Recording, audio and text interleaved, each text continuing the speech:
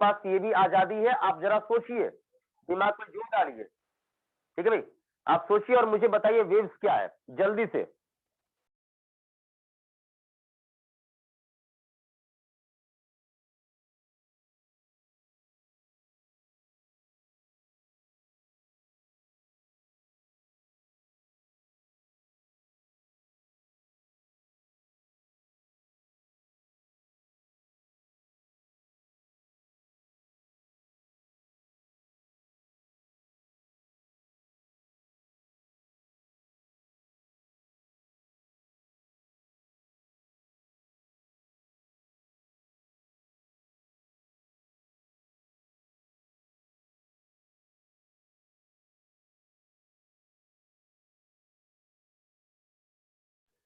क्या हुआ भाई, एकदम पूरा सन्नाटा छाया हुआ है, पता नहीं क्या, जल्दी से बताओ,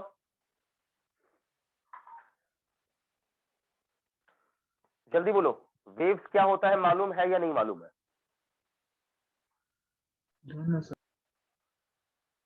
नहीं मालूम है, कोई बात नहीं, टेंशन नहीं लेना है, मालूम है तो ठीक है, नहीं मालूम है कोई बात नहीं है, क्योंकि हमें सीखना है ना।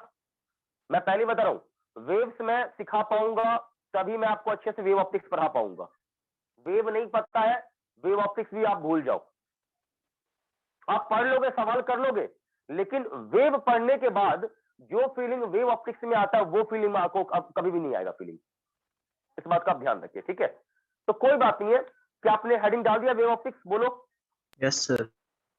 चलिए ठीक है, मैं आपको थोड़ा समझाता हूं, पहले शांत होकर सुनना। देखो, जब मैं ऑप्टिक्स पढ़ाया था स्टार्टिंग में, हालांकि आप लोगों को तो फिर से मैंने एकदम बिल्कुल पढ़ाया था, बिल्कुल बेसिक से एकदम जीरो लेवल करके, ठीक है, मैं फिर उसी पर भी चर्चा करूंगा थोड़ा सा।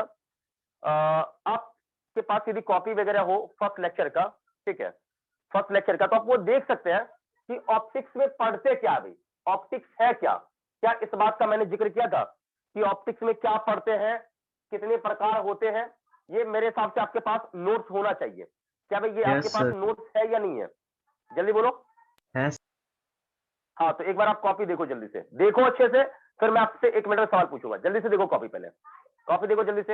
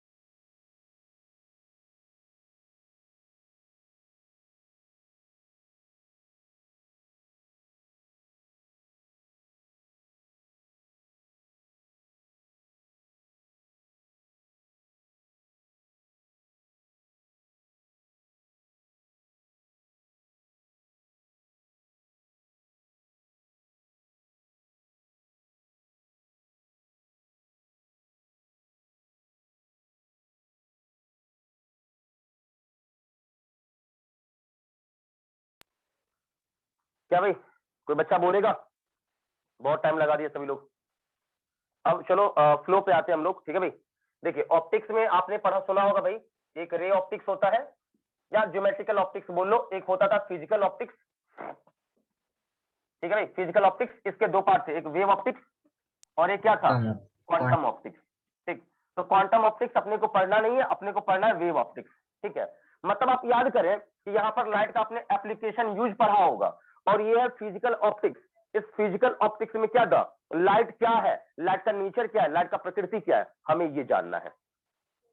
बातें समझ में आ रही है कुछ क्या, मतलब Yes, यहाँ क्या करना है, लाइट का नेचर पढ़ना है। लाइट क्या है, तो आंसर है भाई पार्टिकल है, या कुछ बोलेगा वेव है, हमें ये जानना है यहाँ पर। तो लाइट का देखो, इस चैप्टर में लाइट का वेव नेचर पढ़ना है, केवल वेव नेचर पढ़ना है, केवल वेव। तो सवाल ये है भैया कि लाइट क्या है, आंसर आया वेव, या आंसर आया पार्टिकल। तो पहले पार्टिकल तो आप जान रहे हो, पार्टिकल जान रहे हो, पार्टिकल के बारे में पता है आपको सारा चीज, उसका पूरा मैकेनिक्स आपको मालूम है, लेकिन एक सवाल है वेव क्या है, वेव्स होता क्या है, ये नहीं पता है। तो पहले वेव्स आपको जानना होगा, वेव क्या क्या करता है वो आपको पता होना चाहिए। देखो, जो काम वेव कर सकता है, यदि लाइट वेव होगा वो काम लाइट भी करेगा, नहीं आया बात समझ में? अरे जो काम वेव कर सकता है, तो लाइट यदि वेव होगा, जो मैंने क्या बोला कि जो काम वेव कर सकता है वो सारे काम कौन करेगा, लाइट करेगा, यदि लाइट क्या होगा, वेव होगा। क्या ये बात ओके बोलो? Yes sir. Exactly exactly. तो यही चीज हम अभी चर्चा करने वाले इस पर, ठीक है? तो बिल्कुल आप रिलैक्स होकर रहिए, आपको समझ में अच्छे से आएगा, बिल्कुल आप निश्चिंत रहिए, ठीक है? तो मेन है वेव को समझना, और मैं नहीं चाह रहा हूं कि वेव में मैं आपको ज्यादा घुमाऊं और टाइम पास मैं करवाऊं वेव में, ठीक है? सीधा काम की बात करेंगे, फालतू बकवास नहीं, बिल्कुल, ठीक है? देखिए, वेव्स की बात मैं करूं, वेव्स को आप ऐसे समझिए कि किसी भी चीज का ट्रांसफर, किसी भी चीज का ट्रांसफर जिसमें माध्यम ट्रांसफर नहीं होता है, मीडियम ट्रांसफर नहीं होता है, उसे हम क्या कहेंगे, वेव्स कहेंगे। यानी आप समझो किसी भी चीज transfer of anything without transfer medium particle या मीडियम, ठीक है? मीडियम उसमें ट्रांसफर नहीं हो रहा है, मीडियम एक जगह से चल के दूसरी जगह नहीं जा रहा है, माध्यम, माध्यम अपनी जगह है, तो वो आपका ट्रांसफर क्या कहलाएगा, वेव कहलाएगा, ठीक है? तो आप लिख लीजिएगा वेव, हेडिंग डाल लिए और इसको डिफाइन कर लीजिए, मैं डिफाइन करवा देता हूं, नोट कर लीजिए, लिख लीजिएगा। इसमें मैं सबसे सिंपल बउआ वाला डेफिनेशन आपको देता हूं, लेके भाई कि ट्रांसफर ऑफ, लिख लीजिएगा, ट्रांसफर ऑफ एनीथिंग, एनीथिंग किसी भी चीज का transfer, transfer of anything without, without transfer, without transfer, without transfer medium particle, without transfer medium particle, ठीक है भाई? विदाउट ट्रांसफर मीडियम पार्टिकल, ठीक है भाई? मतलब क्या, नॉन एज या कॉल्ड, नॉन एज, भाई इसको क्या बोलेंगे, नॉन एज वेव, ठीक है? आई होप ये आप समझ चुके होंगे। मैंने आपको क्या बोला यहां पर, आप ये माइंड में सेट कर लो कि किसी भी चीज का ट्रांसफर वेव कहलाएगा, बशर्ते इसमें कंडीशन क्या है कि यहां पर मीडियम ट्रांसफर नहीं होना चाहिए। समझ रहे बात को? मतलब कोई चीज ट्रांसफर हो रहा है, कोई चीज चल रहा है, तो आप बोलोगे हाँ वेव चल रहा है, लेकिन उसमें एक कंडीशन है कि पार्टिकल आपका ट्रांसफर नहीं होना चाहिए। मेरे बच्चे की बात समझ में आ रही है, बोलो? Yes sir. Exactly exactly. अब एक छोटा सा मैं बात आपसे पूछता हूँ, एक बात बताओ मुझे, ध्यान सुना। मान लो आप ये जरा सुनो, आपने भाई सुना होगा भाई, जो हाल फिलहाल का लेटेस्ट घटना भी है कोरोना का, ठीक है भाई? तो कोरोना की बात करो, ठीक है भाई? सुनना समझ दोगे, कोरोना स्टार्ट कहां से हुआ था, जल्दी से बोलो, बोलो। चाइना से। चाइना से हुआ था, ठीक, चाइना से, चाइना हुआ। अब चाइना से पूरे वर्ल्ड में फैल गया, बोलो यस सर। फैला कि नहीं फैला? तो ये जो कोरोना है ना, कोरोना समझो कि वही एनीथिंग है, कोरोना वही एनीथिंग है, ठीक? अब ये क्या हुआ, चाइना से इंडिया पहुंच गया, ये चाइना से और भी जगह ट्रांसफर हुआ, हुआ है कि नहीं हुआ है? तो कुछ तो ट्रांसफर हुआ। तो आप बोलोगे, मैं आपसे पूछा क्या ट्रांसफर हुआ, आप बोलोगे भाई कोरोना ट्रांसफर हुआ। ओके, मैंने आपसे क्या पूछा, क्या ट्रांसफर हुआ? Corona transfer. कोरोना ट्रांसफर हुआ, ठीक, हो गया, हो रहा है, ये ट्रांसमिशन ये चल रहा है, हो रहा है, ट्रांसफर हो रहा है। लेकिन क्या चाइना वाला आदमी यहां आ गया क्या ट्रांसफर करवाने के लिए, ये परमानेंट यहां आ गया क्या? है? No sir. नहीं, वो चला फिरा घूमा टहला बाहर आया, ट्रांसफर करवा दिया, फिर अपने घर चला गया। तो जो ट्रांसफर करवाना था करवा दिया, अपने घर चला गया, वो यहां नहीं आया। इस बात को समझिए। तो यहां भी ट्रांसफर हो रहा है। तो अब मैं पूछूं यहां माध्यम कौन है, किसके थ्रू ट्रांसफर हो रहा है, बोलो? माध्यम कौन है, जल्दी से बोलो। मीडियम कौन है इसको ट्रांसफर करने के लिए? अरे भाई, आज एक आदमी से दूसरे आदमी में ट्रांसफर होता है ना, तो मैन ही यहां पर मीडियम होगा ना, बोलो बताइए। Yes sir. एग्जैक्टली। तो ये एक आदमी से दूसरे आदमी में ट्रांसफर हो रहा है, इस बात को आप समझ रहे हैं, ऐसा नहीं कि नहीं समझ पा रहे, ठीक है भाई? तो यहां पर मैन क्या होगा, मैन हो जाएगा यहां पर मीडियम, और आपका जो ट्रांसफर, आप जो एनीथिंग बोल रहे थे वो कौन हो गया, कोरोना हो गया। तो ये भी एक, अब ये भी क्या है, एक प्रकार का वेव है। इसीलिए आप सुनते हो कि फर्स्ट वेव आया, सेकेंड वेव आया, अब कोरोना का थर्ड वेव आ गया है। क्या एम आई राइट और रॉन्ग? Yes sir. बोलिए, नहीं नहीं समझ में आया क्या अभी भी? आया सर। आ गया, ठीक है। और आपने सुना होगा अफवाह, अफवाह अंग्रेजी में बोलते हैं इसको र्यूमर। अभी कहीं कोई घटना हो जाता है, ठीक, वो अचानक से पूरा क्या होता है, सभी जगह फैलता है कि नहीं फैलता है, बोलो यस सर, फैलता है। जल्दी बताइए। अरे कोई घटना होता है, कहीं कोई घटना घटित हुआ, वो क्या होता है एकदम रायते की तरफ सभी लोग क्या होते हैं, जान नहीं जाते क्या? कोई यस सर। आदमी तो ट्रांसफर हुआ नहीं, आदमी जो जहां है वही है, लेकिन वो जो घटना है ना, वो जो नॉलेज है, जो इंफॉर्मेशन है, वो सभी में फैल जाता है। जैसे मोहल्ले में कोई लड़की भाग गई, क्या होता है, पूरे ये घटना क्या है, वो सब जगह, वो फलवा भाग गया था लड़का कहीं और, ये हो गया, ये पूरा क्या होता है, तुरंत फैल जाता है ये बात। ऐसा ये क्या, इसमें क्या इंफॉर्मेशन क्या हुआ, फैल गया। लेकिन कोई जो मीडियम है, जो माध्यम है जिसके थ्रू ट्रांसफर हुआ, क्या वो मीडियम आदमी, क्या वो आदमी में डिस्प्लेसमेंट हुआ, क्या वो आदमी मान लो अपने घर से कहीं और चला गया परमानेंटली, क्या बोलिए? No sir. नहीं। तो यहां पर आपका इंफॉर्मेशन केवल ट्रांसफर हो रहा है, लेकिन मैन का ट्रांसफर नहीं हुआ। तो ये भी एक वेव का शानदार सा एग्जाम्पल है। यानी र्यूमर भी अपने आप में एक वेव है बच्चों। आई बात समझ में? Yes sir. तो ये बात को समझिए। अब आपको एक एग्जांपल और मैं देता हूं, इसमें बस केवल मैं बोलूंगा, थोड़ा सा सुनते चलिए, आपको समझ में अपने आप आ जाएगा। अच्छा मुझे ये बताओ कि कभी आप टिकट काउंटर पे कभी गए हो, रेलवे वाले टिकट काउंटर जहाँ पे बहुत लंबा चौड़ा लाइन लगा होता है, लंबा सा भीड़, कभी ऐसा देखो सिचुएशन क्या कि बहुत यस लाइन सर, लगा रहता है, कभी ऐसा? हाँ देखे हैं सर। हाँ, देखो उसको, कभी खुद लाइन में लगे हो, भीड़ वाली लाइन में? जल्दी बताओ। No sir. जवाब नहीं आ रहा, मैं सभी से पूछ रहा हूँ, सभी लोगों से मैं पूछ रहा हूँ, क्या आप कभी ऐसे लाइन में लगे हैं जहाँ पे बहुत भयंकर भीड़ भाड़ हो, इस टाइप के लाइन में? No sir. नहीं लगे हो तो फीलिंग तो थोड़ा सा नहीं आएगा, कोई बात नहीं है। लेकिन एक बात मैं बताता हूँ, सुनना बात को, कि क्या होता है ना कि लाइन में लगा हुआ ढेर सारा आदमी, ठीक, आप क्योंकि थोड़ा सा ही अपने आप फीलिंग आ जाएगा, ऐसा नहीं कि नहीं, लाइन में लगा रहता है, पीछे से गलती से कोई धक्का मार दे, तो वो जो धक्का मारा, धक्का मारना मीन्स क्या, पुल या पुश? पुश होगा ना? पुश। नहीं समझा। पुश किया तो धक्का मारा मतलब पुश किया मतलब फोर्स लगाया। फोर्स लगाना मतलब क्या, एनर्जी दिया होगा और मोमेंटम दिया होगा। नहीं समझा बात? नहीं समझा? अरे धक्का मारा मैंने उसको, क्या एनर्जी दिया, मोमेंटम दिया लेके, क्या मैं बोल रहा हूं, बात समझ रहे हो? Yes sir.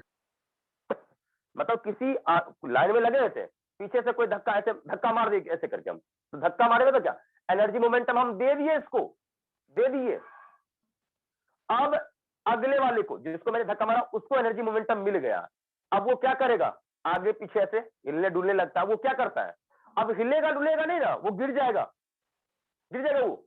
अब वो क्या करता है, अब खुद बचने के लिए अगले वाले को धक्का मारता है। अब अगला वाला आगे पीछे ऐसा करेगा, वो अगले वाले को मार देगा। ऐसे करते करते क्या होता है, जो सबसे आगे रहता है ना, ये मोमेंटम उसके पास पहुंच जाए, वो धड़ से नीचे से गिरता है। ये चीज कम से कम ये फीलिंग आया कि नहीं हुआ, आया है बोलो? Yes sir. ये होता है। तो क्या यहां पर, अब जरा समझो, मैं समझाता हूं वही चीज, समझना बात को। मान लीजिए टिकट काउंटर है, ठीक है भाई, यहाँ ढेर सारे लोग लाइन में यहाँ लगे हैं। समझो बात को अच्छे से पहले, क्योंकि ये मैं इसमें ज्यादा सब चर्चा नहीं करने वाला हूं, बस आपको पता होना चाहिए, ठीक। अब यहां पर क्या हुआ कि एक, मान ले बेवड़ा आया, अब ये बेचारा क्या हुआ, खींच के मारे लात मार दिया, ठीक। अब ये लात इसको मारा, मान ले, तो क्या हुआ, इसको एनर्जी मोमेंटम दिया। तो ऐसा थोड़ी कि ये ऐसे जोर से मारा होगा और ये उड़ के क्या सीधा आगे आ गया होगा, ऐसा होगा क्या, बोलो? No sir. नहीं। तो ये जहां है वहीं रहेगा, केवल हिलेगा डुलेगा, शांत हो जाएगा। अब ये अपने आगे वाले को देगा, ये अपने आगे वाले को। तो यहां पर क्या हो रहा है, एनर्जी मोमेंटम का ट्रांसफर हुआ। लेकिन ये सब क्या है, ये सब क्या है, ये मीडियम पार्टिकल है, ये सब मीडियम, आप पार्टिकल्स कह लो इन लोगों को, ठीक है, ये सब मीडियम पार्टिकल्स है। बट यहां पर क्या हो रहा है, एनर्जी और मोमेंटम ट्रांसफर हो रहा है।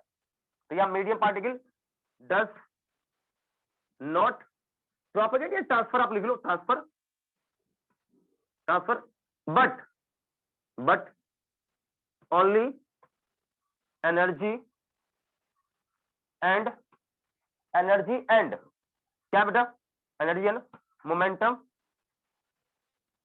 ट्रांसफर। क्या ये बात समझ में आ रही है? जल्दी से बोलो। Yes sir. तो क्या ये एक वेव है या नहीं है? बोलो। है सर।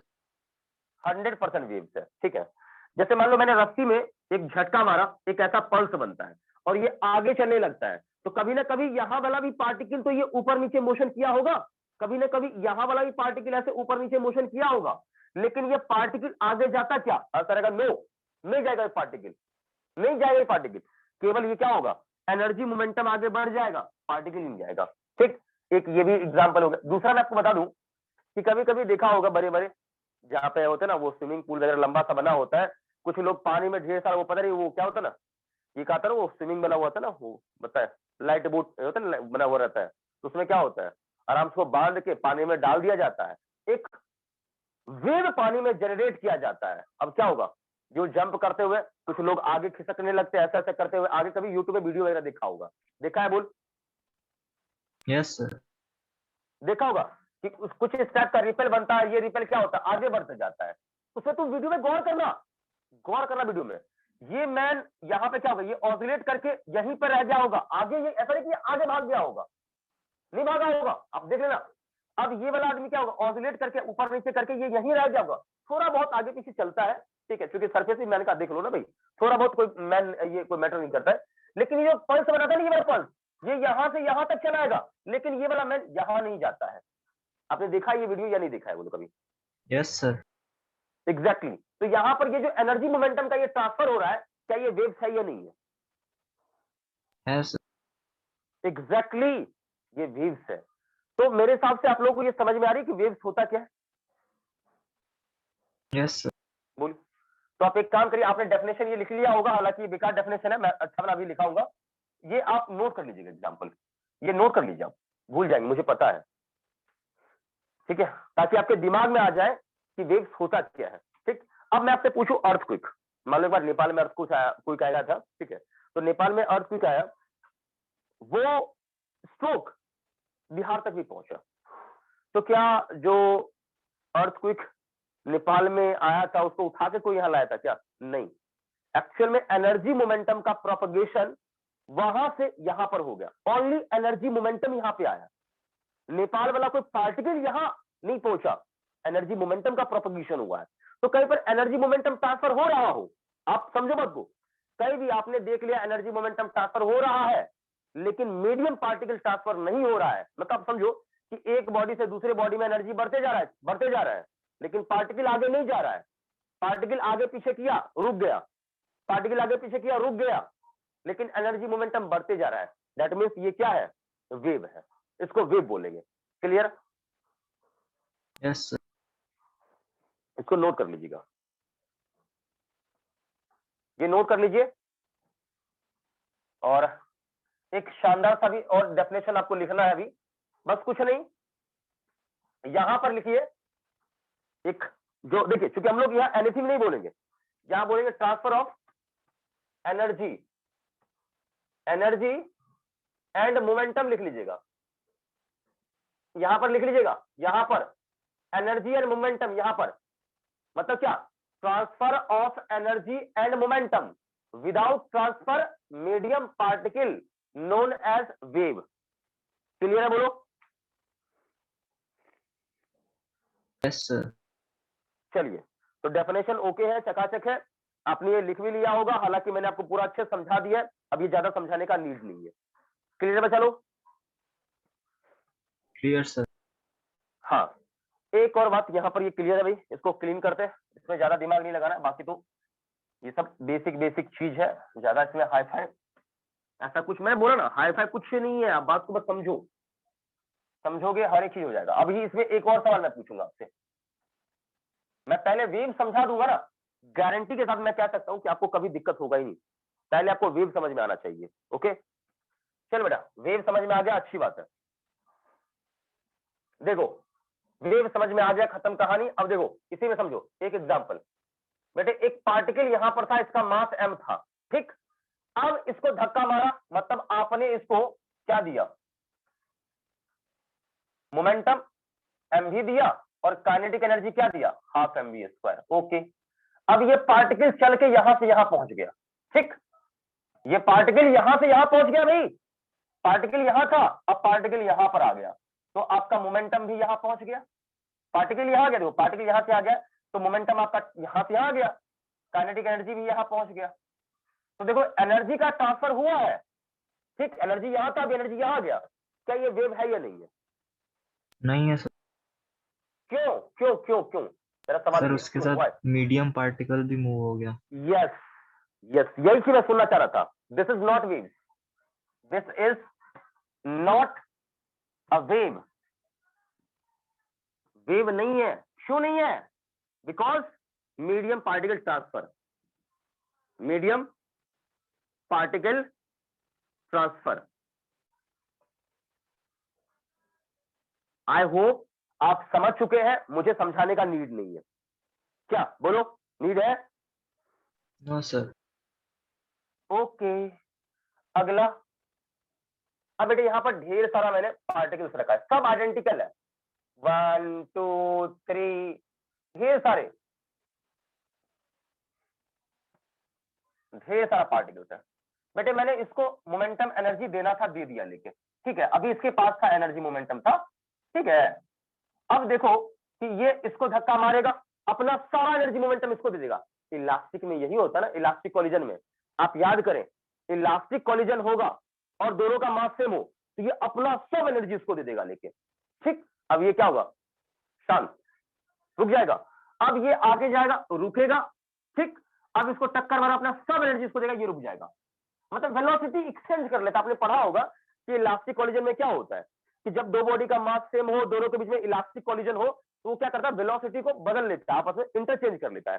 ये रेस्ट में था तो इसको रेस्ट मिल जाएगा, और इसका जो भी होगा वो इसको मिल जाएगा, बस सब कुछ इंटरचेंज कर जाता है। आ रही बात है, बोलो। Yes sir. एग्जैक्टली। अब यहां से फिर इसमें, यहां से इसमें, यहां से इसमें, यहां से इसमें, फाइनली देखो आपका एनर्जी मोमेंटम यहां से क्या हुआ, यहां पर आ गया, ओके, और एनर्जी भी यहां पहुंच गया। तो एनर्जी मोमेंटम का ट्रांसफर हुआ है, ठीक है, मैं कह रहा हूं हाँ हुआ है, 100% हुआ है, ठीक।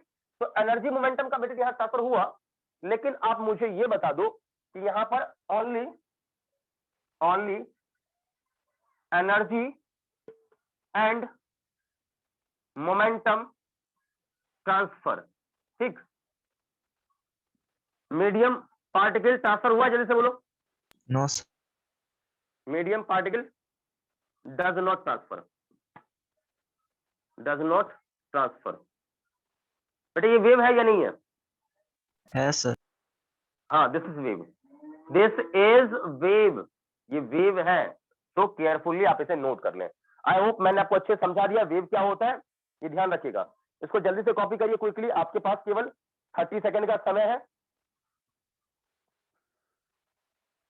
तो बच्चा लोग मुझे ये बताओ कि वेव में होता क्या है। फाइनली मैं आपसे पूछूं कि वेव में क्या होता है, कोई बच्चा मुझे जवाब दे सकता है क्या वेव में क्या होता है? जल्दी से बताओ मुझे। बोलो। Sir, wave is the wave में transfer of energy and momentum without the transfer of body or particle. गलत बात, गलत बात। मीडियम पार्टिकल आप बोलो, जिसके थ्रू वो ट्रांसफर हो रहा है, जिसके थ्रू वो ट्रांसफर हो रहा है, आप ये बोलो। नहीं बात समझे क्या बेटा? समझा सर। हाँ, ये ध्यान रखो। मैंने बोला देखो तनिक भी गड़बड़ी लगे आप बोलिए हाँ सर मुझे समझ में नहीं आया, मैं समझाऊंगा, बिल्कुल आप एकदम निश्चिंत रहिए। बट आपको पता नहीं सर मैं दूसरे डिवाइस से ज्वाइन कर नहीं रह।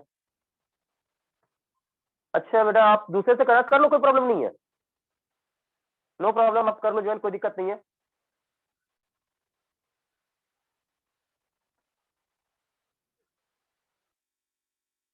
हो गया नोट बेटा ये वाला सबको? Yes sir. चलिए इरेज कर दूं? Yes sir. ओके बेटा, तो आप ये समझ चुके होंगे, इसमें अब ज्यादा कुछ खास नहीं है, ठीक है। तो वेव्स समझ में आ गया। फाइनली देखो मैं ये बोलूं आपको कि आप समझ लो, माइंड में सेट कर लो, वेव्स में केवल और केवल एनर्जी मोमेंटम का ट्रांसफर होता है, मीडियम पार्टिकल कभी भी ट्रांसफर नहीं होता। अच्छा एक बात बता, तूने देखा है कभी साइकिल स्टैंड में बहुत सारा साइकिल एक लाइन में लगा रहता है? देखा है या नहीं देखा? ईमानदारी से बोलना। यस सर, देखा है। देखा है। गलती से भी कोई बच्चा जानबूझ के या गलती से भी एक साइकिल को शुरू वाले या कहीं भी एक को डिस्टर्ब कर दे, तब साइकिल गिरता कि नहीं गिरता है? गिरता है। गिरता है। तो कैसे होता है? कैसे होता है? देखो, तूने एनर्जी मोमेंटम दिया शुरू वाले को, अब क्या हुआ? धर धर धर धर धर क्या होता है? तो अब उसमें देख, अब जरा सोच, क्या उसमें साइकिल ट्रांसफर हो रहा है क्या? बोल। No sir. लेकिन आप दिमाग लगाओ, कुछ तो ऐसा ट्रांसफर हो रहा है जिसके वजह से सब डिस्टर्ब हुआ। एक बार बोल। सर एनर्जी एंड सब मोमेंटम। ट्रांसफर हुआ जिसकी वजह से सब परेशान हुआ। एक बार यस सर। सब शांत हो गया, फिर सब देख, सब परेशान हुआ एक बार। तो धर धर धर करके ये कुछ ना कुछ ट्रांसफर हो रहा है कि नहीं हो रहा है? क्या हो रहा है ट्रांसफर? सवाल ये है। एनर्जी और मोमेंटम। यस, एनर्जी और मोमेंटम। इस बात का ध्यान रखें। आप किसी में भी आप दिमाग लगाओ, चाहे र्यूमर में दिमाग लगाओ या आप कोरोना वाले केस में आप दिमाग लगाओ, हर एक जगह आप देखो, तो आप देखोगे कि जो मीडियम पार्टिकल एक बार डिस्टर्ब होता है, वो एक बार परेशान होता है, फिर बाद में जाकर रिलैक्स हो जाएगा। एम आई राइट? यस। बोलिए। एग्जैक्टली। तो ये थोड़ा ध्यान रखिए। तो ये चीज कुछ खास नहीं, आप ऐसे समझेंगे ना इस हिसाब से, तो आपको समझ में अच्छे से वेव्स आ जाएगा। ओके। अब आप समझो, पानी में एक कंकड़ मारते हो, पत्थर फेंकते हो, तो क्या उसमें गोल गोल रिपल बनता है कि नहीं बनता है? इस टाइप का देखो, इस टाइप का रिपल। तूने यहां पर कंकड़ गिराया तो क्या होता है? इस टाइप का रिपल नहीं बनता? ऐसा यू बता। Yes sir. तो मुझे ये बताओ बेटे कि क्या ये पार्टिकल, यहां पर जो पार्टिकल ऑसिलेट कर रहा है, क्या ये पार्टिकल यहां आ जाता है या नहीं आता है? ये बताओ, ये पार्टिकल यहां आता है या क्या? बोलो। पार्टिकल चल के जाता है क्या? No sir. बोलो। नो। लेकिन पहले आपके दिमाग में जरूर लगता होगा ये चीज, मैं बता रहा हूं, ये दावे के साथ कह सकता हूं कि जब जैसे कंकड़ कभी पानी मारा हुआ ना, तो एक रिपेल बना होगा और यूं ऐसे फैलते हुए आपको दिखा होगा, तो आप सोच रहे होंगे अरे हाँ भाई, पानी यहां से यहां जा रहा है, पानी फ्लो कर रहा है। दिमाग में पहले था या नहीं था कल? Yes sir. एग्जैक्टली। लेकिन क्या यहां पर, क्या मतलब ये वाला पार्टिकल क्या यहां है? नो। ये पार्टिकल ऑसिलेट किया, यहीं पर हो गया। ये पार्टिकल नहीं गया, केवल इसके थ्रू एनर्जी का ट्रांसफर हुआ है। ये तो बेचारा एक बार डिस्टर्ब हुआ, शांत हो गया, एनर्जी चला गया। नहीं आया समझ में? आई बात समझ में? आया सर। बोलो। एग्जैक्टली। तो ये छोटा छोटा पॉइंट्स आपको पता होना चाहिए, चाहे अर्थक्वेक हो कुछ भी हो, सब में यही कंसेप्ट है, एक ही लॉजिक है। अब मुझे लग रहा है कि वेव्स में अब ज्यादा चर्चा नहीं करना चाहिए। उम्मीद करता हूं आपको वेव समझ में आ गया होगा। वेव से दिमाग लगा के कोई फायदा अब नहीं है विशेष सब। ठीक है भाई? तो फाइनली आपको क्लियर हो गया वेव क्या होता है। ओके बच्चा लोग? Yes sir. चलो अब हम आगे बढ़ते हैं और बात करते हैं भाई वेव्स के थोड़ा सा और, कि वेव्स के कितने टाइप है, क्या क्या है, उस पर हम बात करते हैं। तो पहला सवाल ये है भाई, वेव कितने प्रकार के होते हैं? ठीक। तो मैं यहां पर बात करूंगा मीडियम पार्टिकल के रिक्वायरमेंट पे। तो ऑन द बेसिस ऑफ लिख लो, on the basis of medium particle लिख लीजिएगा अच्छे से। एक होता है बेटा, शांत हो, अभी रुक जाओ। एक होता है मैकेनिकल वेव। शांत होकर सुनो भाई ध्यान से, नहीं तो समझ में नहीं आएगा। मीडियम पार्टिकल के आवश्यकता के हिसाब से एक होगा मैकेनिकल वेव। अगला होगा आपका नॉन मैकेनिकल। ठीक है, नॉन मैकेनिकल वेव। ओके। तो दो प्रकार के वेव होते हैं, मैकेनिकल, नॉन मैकेनिकल, ये ध्यान रखिएगा। अब मैकेनिकल में क्या होता है मैं आपको बता दूं, सुनना अच्छे से। मैकेनिकल में मैं आपको बता दूं कि यहां पर medium particle must require, medium particle must require, मतलब मीडियम पार्टिकल आवश्यकता है, मतलब बिना मीडियम पार्टिकल ट्रांसफर नहीं होगा। चलो भाई, दूसरा देखो। तो भाई यहां पर मीडियम पार्टिकल का आवश्यकता होगा, एकदम क्लियर है, सिंपल सी लाइन में समझ लो। मैकेनिकल वेव मतलब क्या? मैकेनिक्स मतलब पार्टिकल यहां चाहिए, बिना पार्टिकल के ये ट्रांसफर नहीं होगा। ठीक। इसमें medium particle does not require, does not require, यहां पर मीडियम पार्टिकल रिक्वायरमेंट नहीं होता है। अब सुनिए एग्जांपल में कौन कौन सा वेव आपका मैकेनिकल है। पहला आपका है रस्सी वाला वेव जो स्ट्रिंग में ट्रांसफर होता है। दूसरा मैं बोल रहा हूं साउंड, साउंड भी स्ट्रिंग वेव है। ऐसे बहुत सारे प्रकार के वेव्स होते हैं, ये ध्यान रखिए, बहुत सारे। जैसे आप पानी में आप कंकर मारते हो, जिसको आप कहते हो वाटर वेव कह लो या सरफेस वेव कह लो, अर्थक्वेक कह लो, सुनामी कह लो, ये सब क्या है, मैकेनिकल में आता है। लेकिन एक ही यहां पर वेव है जिसमें मीडियम का आवश्यकता नहीं है, वो है इलेक्ट्रोमैग्नेटिक वेव। एक ही एग्जांपल है इलेक्ट्रोमैग्नेटिक,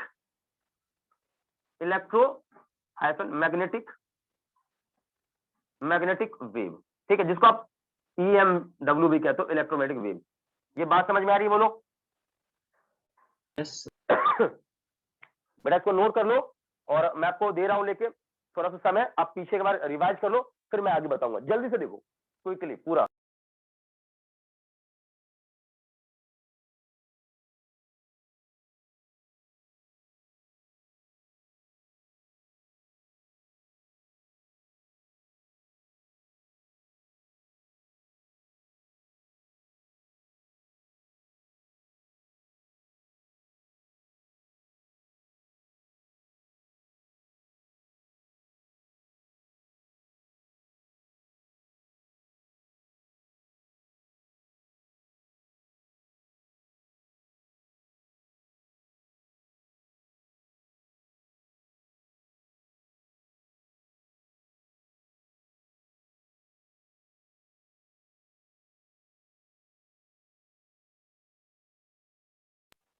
हाँ भाई, कोई दिक्कत है इसमें, जल्दी बोलो,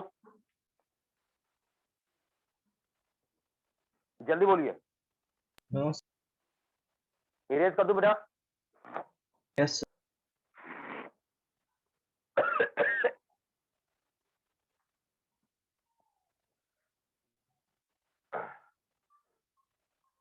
चलो दूसरा लिख लो, नीचे लिखो, on the basis of motion of medium particle, on the basis of motion of medium particle. अच्छे से लिखिएगा ताकि आपको दिक्कत नहीं हो, ठीक है भाई। On the basis of motion of medium particle, लिख लिया, बोलो यस जल्दी बोलो क्विकली। ठीक है भाई, देखिए यहां पर ये आप समझ लो एक प्रकार से। यहां पर मैं बोलूं आपको, मैं मैकेनिकल वेव का प्रकार बता रहा हूं, मैकेनिकल वेव का प्रकार बता रहा हूं, ठीक है भाई। तो मैकेनिकल वेव एक्चुअल में आपके दो प्रकार के होंगे। पहला ट्रांसवर्स वेव, और दूसरा कौन सा, लॉन्गिट्यूडनल, दो प्रकार का, लॉन्गिट्यूडनल और ट्रांसवर्स वेव। सुनिएगा, देखिए ध्यान देखिए, इसमें क्या होगा, पार्टिकल आपका ऑसिलेट करेगा कुछ इस प्रकार से, लेकिन वेव चलेगा इस तरफ। आ रही बात समझ में, वेव जाएगा कुछ इस तरफ से इधर यूं, और पार्टिकल करेगा ऑसिलेट ऐसे। यानी रस्सी में देखा होगा आपने, यूं होता ना ऐसा, यूं ऐसा, ये इस प्रकार का ऑसिलेट करते हुए आगे बढ़ेगा। कोई दिक्कत है, बोलो।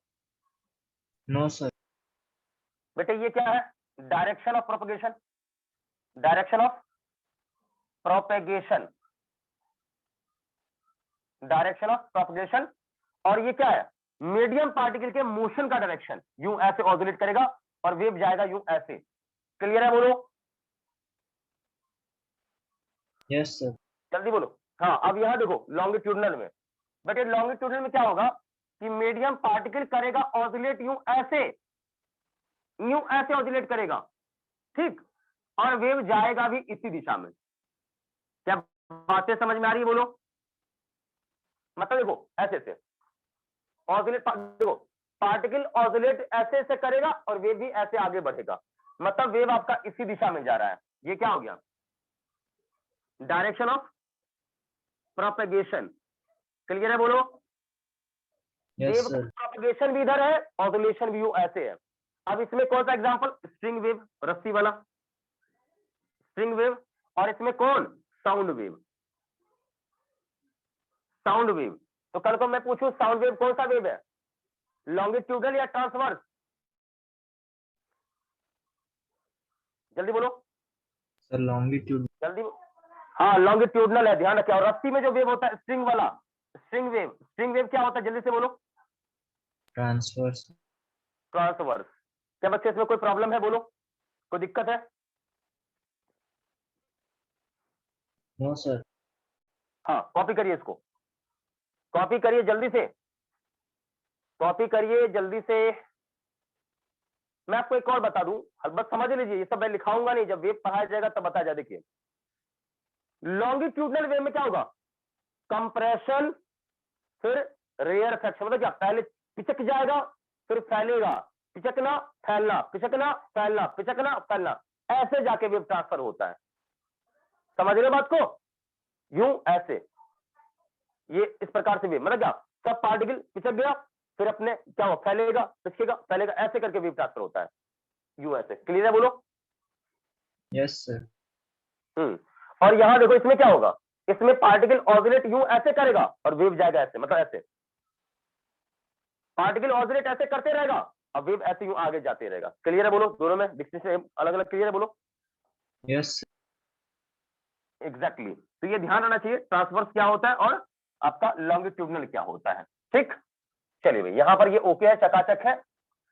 तो ये हमारा मेन पॉइंट है, यहां पर खत्म हो गया, बेसिक बेसिक है, क्योंकि ये सब ज्यादा इस पर दिमाग नहीं लगाना है। आगे बढ़ते थोड़ा सा, आगे बढ़ते थोड़ा सा हम चर्चा करते हैं, कौन सा, इलेक्ट्रोमैग्नेटिक वेव पर बात करते हैं। ठीक, हम बात करें इलेक्ट्रोमैग्नेटिक वेव का, ठीक है भाई, हम बात कर रहे हैं किसकी, इलेक्ट्रोमैग्नेटिक वेव की, जो कि नॉन मैकेनिकल है भाई, ये एक नॉन मैकेनिकल वेव है, ध्यान रख लो।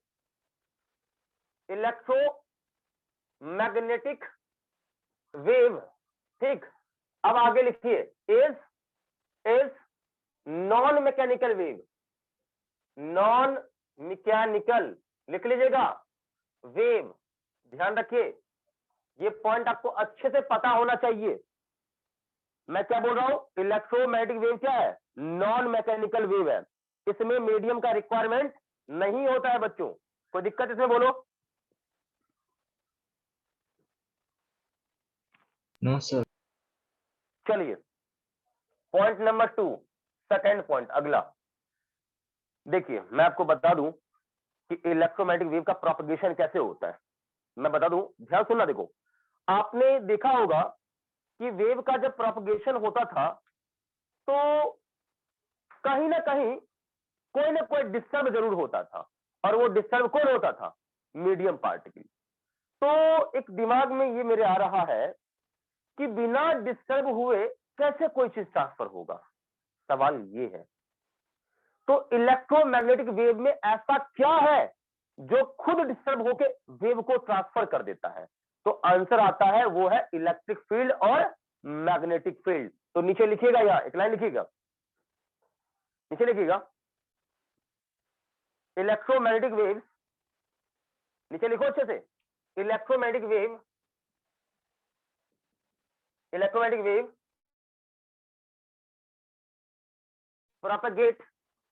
propagate due to लिख लो अच्छे से, due to oscillation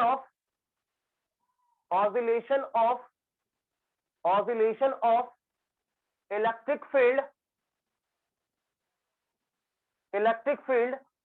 and magnetic field. ये ध्यान रखें, बहुत इंपॉर्टेंट पॉइंट।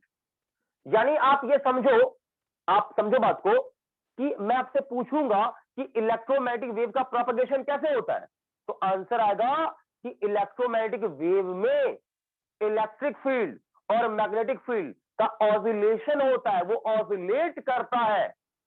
बात समझ रहे हो क्या, वो जैसे था ना, पार्टिकल ऑसिलेट कर रहा था यूं, जैसे ये मेन पोजीशन है, ये 0 है, तो एक बार प्लस में गया, फिर आया यहां, फिर माइनस में जाएगा, फिर यहां आएगा, रुक जाएगा ये पार्टिकल।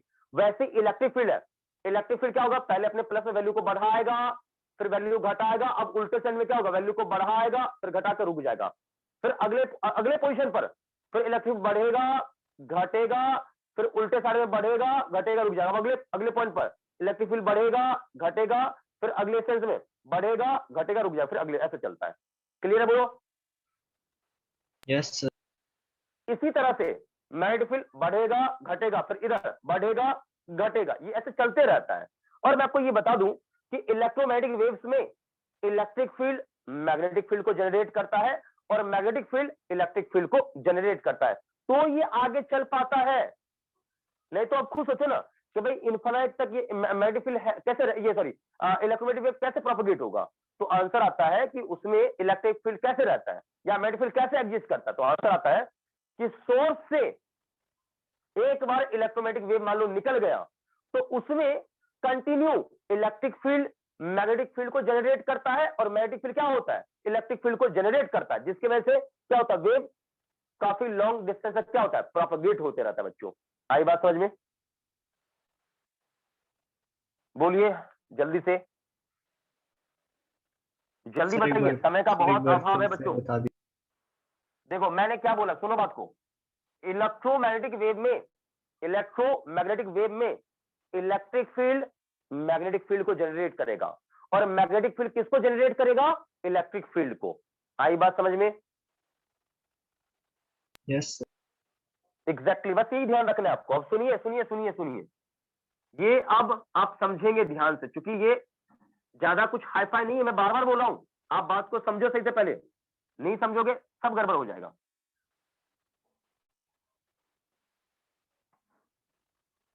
ध्यान से देखिए, चला भाई देखो यहां पर, तो थोड़ा सा आपको बस पता रहना चाहिए, क्योंकि हाईफाई कुछ ही नहीं है। बस एक डायग्राम बना होगा, शांत होकर देखना भाई। डायग्राम देखो यहां पर,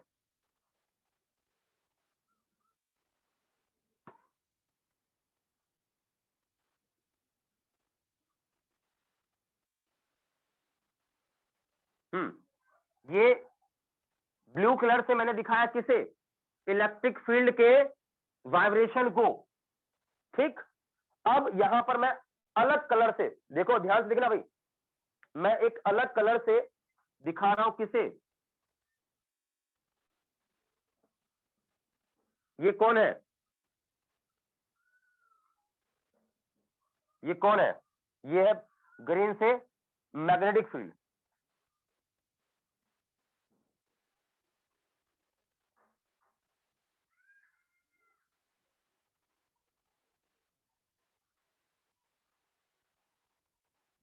समझ पा रहे सिचुएशन को? जल्दी से बोलो। Yes sir. मतलब क्या है देखो, मतलब समझो पहले। देखो इलेक्ट्रिक फील्ड ऐसे ऑसिलेट कर रहा है और मैग्नेटिक फील्ड ऐसे ऑसिलेट करते हुए आगे जा रहा है। आ रही बात समझ में? बोलो। यस चलो ठीक है, अच्छी बात है। मतलब इस दिशा में हो गया मैग्नेटिक फील्ड और वेव जा रहा है इस दिशा में, यानी सी बोल लीजिए या आप ये बोलिए direction of propagation of wave. Direction of propagation of wave. Clear है? बोलो। Yes sir. एक और बात, यहां पर स्पीड की बात करोगे, वेव का speed, speed of wave, of wave, ठीक। क्या होगा? सुनो, इलेक्ट्रिक फील्ड का मैग्नीट्यूड अपॉन मैग्नेटिक फील्ड का मैग्नीट्यूड, ये ध्यान रखिएगा। क्लियर है? बोलो।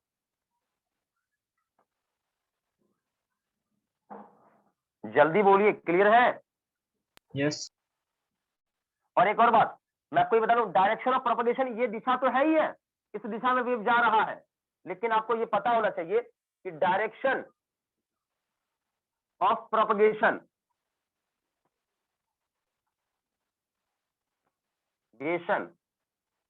इन the direction of, in direction of E cross B, ये ध्यान रखिएगा। E cross B, E cross B, इधर देखो, ई क्रॉस बी देखो इधर। क्लियर है यहां तक का? जल्दी से बोलिए।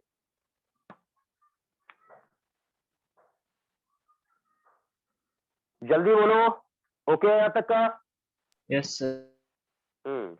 अब आप मुझे बताओ, सन से यहां तक लाइट आ रहा है या सन से यहां तक हीट आता है, कौन से फॉर्म में? इलेक्ट्रोमैग्नेटिक वेव के फॉर्म में आता है। आ रही बात समझ में? बताइए। Yes sir. जल्दी बताइए। बिल्कुल, इसको नोट कर लीजिए।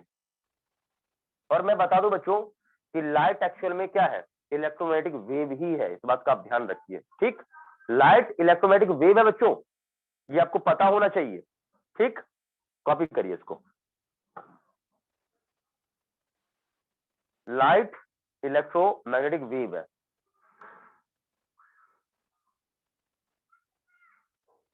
लिख लिया, बोलो।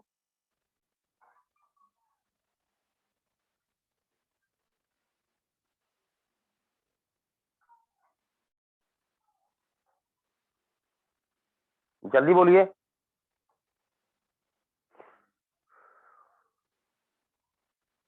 जवाब नहीं आ रहा बच्चा लोग, जल्दी से बोलो।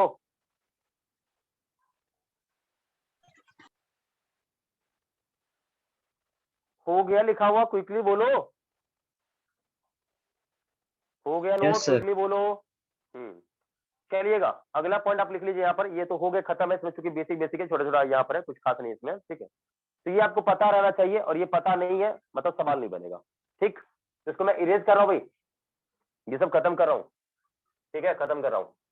अब हम आगे बढ़ते हैं, और आपको इतना पता चल गया कि भाई वेव के थ्रू एनर्जी मोमेंटम का ट्रांसफर होता है। ठीक है भाई, यहां तक ये बेसिक बेसिक मैंने करा दिया। आगे बढ़ते थोड़ा सा, और आगे बढ़ के थोड़ा सा एक दो पॉइंट है उसको सीख लेते हैं। इसमें जाता क्या है सीखने में, एक दो छोटा छोटा पॉइंट है उसको सीख लेते हैं पहले। ठीक है, और ये सब जो अभी मैंने पॉइंट बताया इसको ध्यान रखिएगा, नहीं तो मुझे पता है सवाल बनाने में आप गड़बड़ करोगे, तो केयरफुली थोड़ा सा भाई ध्यान से।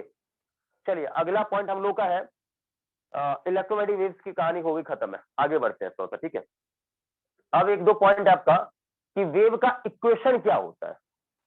तो मैं वेव का इक्वेशन लिख रहा हूं, कुछ पॉइंट्स है मैं उसको डिफाइन करूंगा, आप भी उसको अच्छे से नोट करेंगे, आपके लिए बढ़िया रहेगा। ठीक है, सबसे पहला पॉइंट मेरा ये है कि देखिए, आपने बोला एनर्जी मोमेंटम का ट्रांसफर होता है, तो एनर्जी मोमेंटम आएगा कहां से, मेरा सवाल ये है, बताइए बताइए, एनर्जी मोमेंटम कहां से आएगा, उसके लिए किस चीज का रिक्वायरमेंट होगा, क्या आप जवाब दे सकते हैं, बोलिए जल्दी बोलो, क्विकली। नहीं मालूम है, बोलो, जवाब नहीं आ रहा बेटा।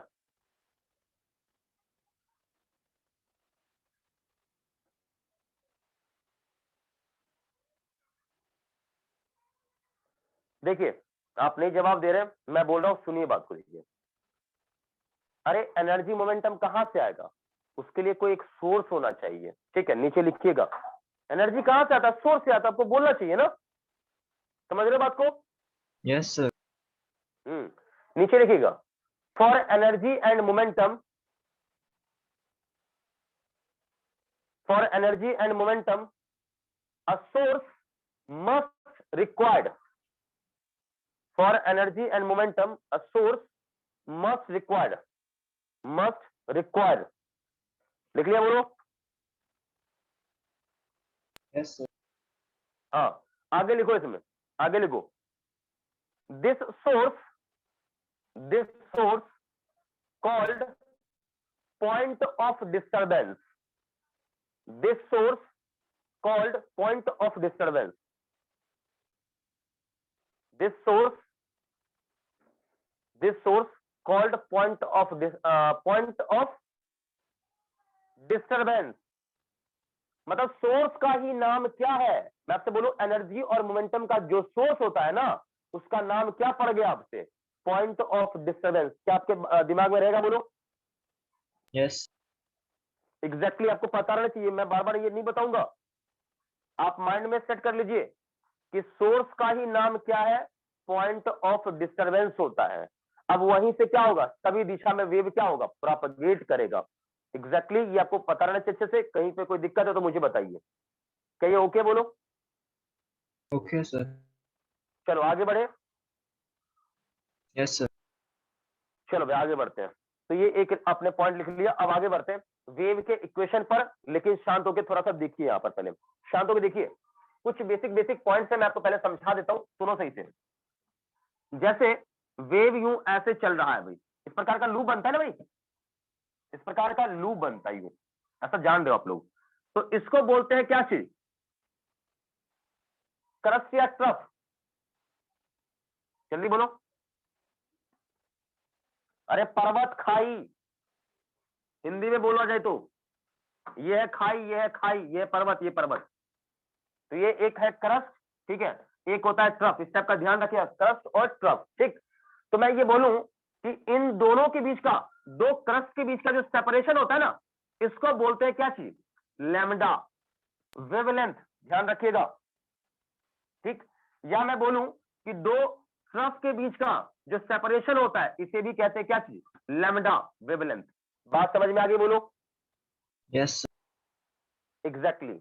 अब सुनिए, यहां पर सुनिए, देखिए यहां तक आपने लिख लिया होगा, कोई दिक्कत नहीं होनी चाहिए। इसको बोलते हैं वेवलेंथ, वेवलेंथ। ध्यान रखो भाई अच्छे से, ये चीज ओके हो जाना चाहिए, चीज कोई दिक्कत इसमें नहीं होना चाहिए। अगला पॉइंट है यहाँ पर, अगला आप लोग का, ये वेवलेंथ हो गया, खत्म है।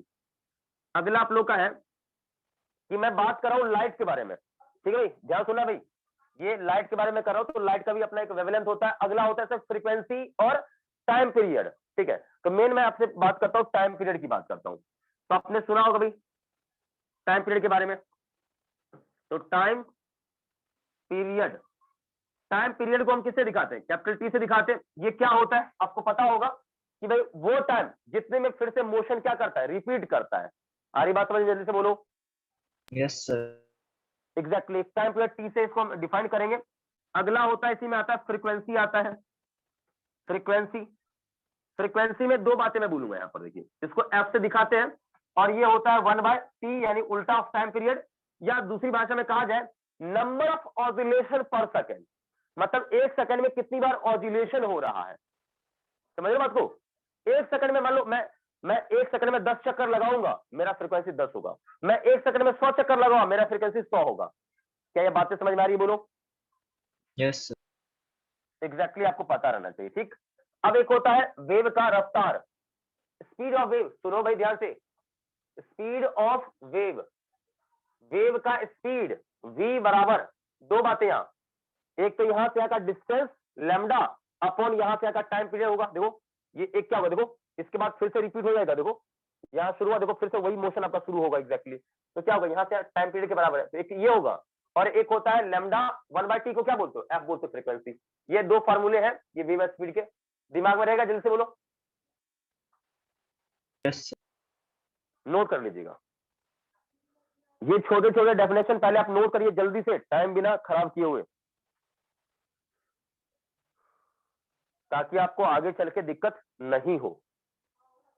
तो वेव स्पीड का एक यहां मैंने बता दिया है, टाइम पीरियड, फ्रीक्वेंसी। अच्छा एक और बात, फ्रीक्वेंसी का यूनिट क्या होता है मालूम है आप लोगों को? इसका यूनिट हर्ट्ज हाँ हर्ट्ज होता है, या पर सेकंड भी होता है, ध्यान रखिएगा, हर्ट्ज या पर सेकंड भी होता है। इसको इरेज कर दूं, जल्दी से बोलो, एक मिनट जल्दी करिएगा, जल्दी जल्दी जल्दी।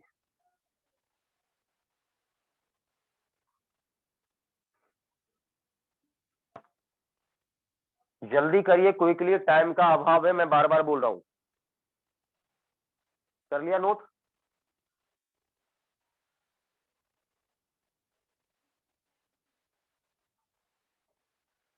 क्या हुआ भाई, इतना सन्नाटा क्यों छाया है? हुआ या नहीं नोट? जल्दी बोलो।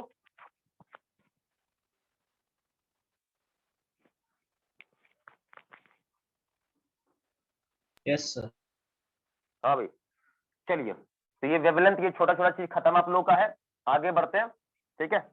अब इसी में एक दो टर्म और बचा हुआ है, देख लीजिए, अच्छा रहेगा आप लोगों के लिए। जैसे कि एंगुलर फ्रीक्वेंसी, ठीक है भाई। एंगुलर फ्रीक्वेंसी क्या होता है मैं इसे समझा देता हूं, पहले शांत होकर सुनेंगे सारे बच्चे। देखिए, एक होता है एंगुलर फ्रीक्वेंसी, जिसे ओमेगा से दिखाते हैं, ये क्या होता है? 2π/t, मतलब क्या? Time period. ये आप जान रहे हो पहले भी, ऐसा नहीं कि नहीं, 2π/t होता है, ठीक है। ये ओमेगा, इसको एंगुलर फ्रीक्वेंसी बोलते हैं, एंगुलर फ्रीक्वेंसी।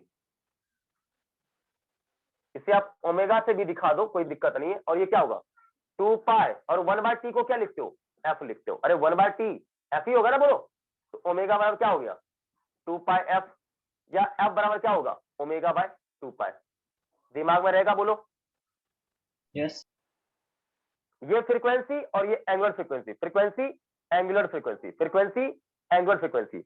माइंड में रहेगा, बोलो, Yes, sir. नोट करो इसको,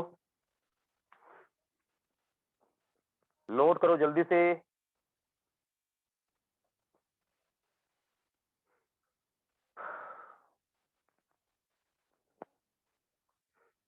क्लियर है, बोलो जल्दी बताओ। Yes, sir. चलिए आगे बढ़ते हैं। एक पॉइंट और लिख लीजिएगा, ध्यान से सुन लीजिए। पहले मैं आपको एक बात बता दूं कि देखिए, कभी भी कोई भी वेव, सुन लो अच्छे से, कोई भी वेव यदि सोर्स से निकल गया, कोई भी वेव यदि सोर्स से निकल गया तो उसका टाइम पीरियड और फ्रीक्वेंसी कभी नहीं बदलेगा। क्या बोला, जल्दी से बोलो,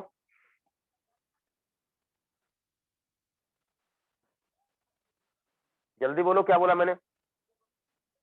लग रहा समझ कोई में भी नहीं है। wave, अरे कुल मिला के एक ही बात दिमाग में सेट कर लो ना, किसी भी वेव का फ्रीक्वेंसी और टाइम पीरियड कभी नहीं बदलता है। नीचे लिख लो, भूल जाओगे, नीचे लिख लो, the frequency and time period of, the frequency and time period, the frequency of time period, the frequency and time period of any wave, of any wave, of any wave never change, never change। लिख लिया, बोलो। yes, sir. मतलब आप ये समझ लो कि frequency और time period कभी भी आपका बदलेगा नहीं। क्या ये बात ओके है, बोलो Yes, जल्दी sir. बोलो, ये बात ओके है? किसी इसमें कोई प्रॉब्लम नहीं ना भाई? देखो छोटा सा पॉइंट बोला, आप ये समझ लो अच्छे से, ये चाहे रिफ्रैक्शन हो जाए, कुछ भी हो जाए, फ्रीक्वेंसी और टाइम पीरियड कभी बदलने वाला नहीं है। बात समझ में आया या नहीं आया? किसी भी Yes, वेव का फ्रीक्वेंसी टाइम पीरियड कभी नहीं बदलता है, कभी नहीं बदलेगा। क्लियर है या मुझे फिर बताना पड़ेगा इसमें कुछ और? clear, sir. चलिए भाई, क्लियर है, आगे बढ़ते हैं। नेक्स्ट पॉइंट, आगे बढ़ते हैं। यहाँ पर ये खत्म है, ये वाला बेसिक खत्म है इसका इधर, ठीक है। अब हम आते हैं इक्वेशन ऑफ वेव पर, ठीक है। लेकिन इक्वेशन ऑफ वेव को बताने से पहले एक और टर्म है, आप देख लीजिएगा यहाँ पर, एम्पलीट्यूड।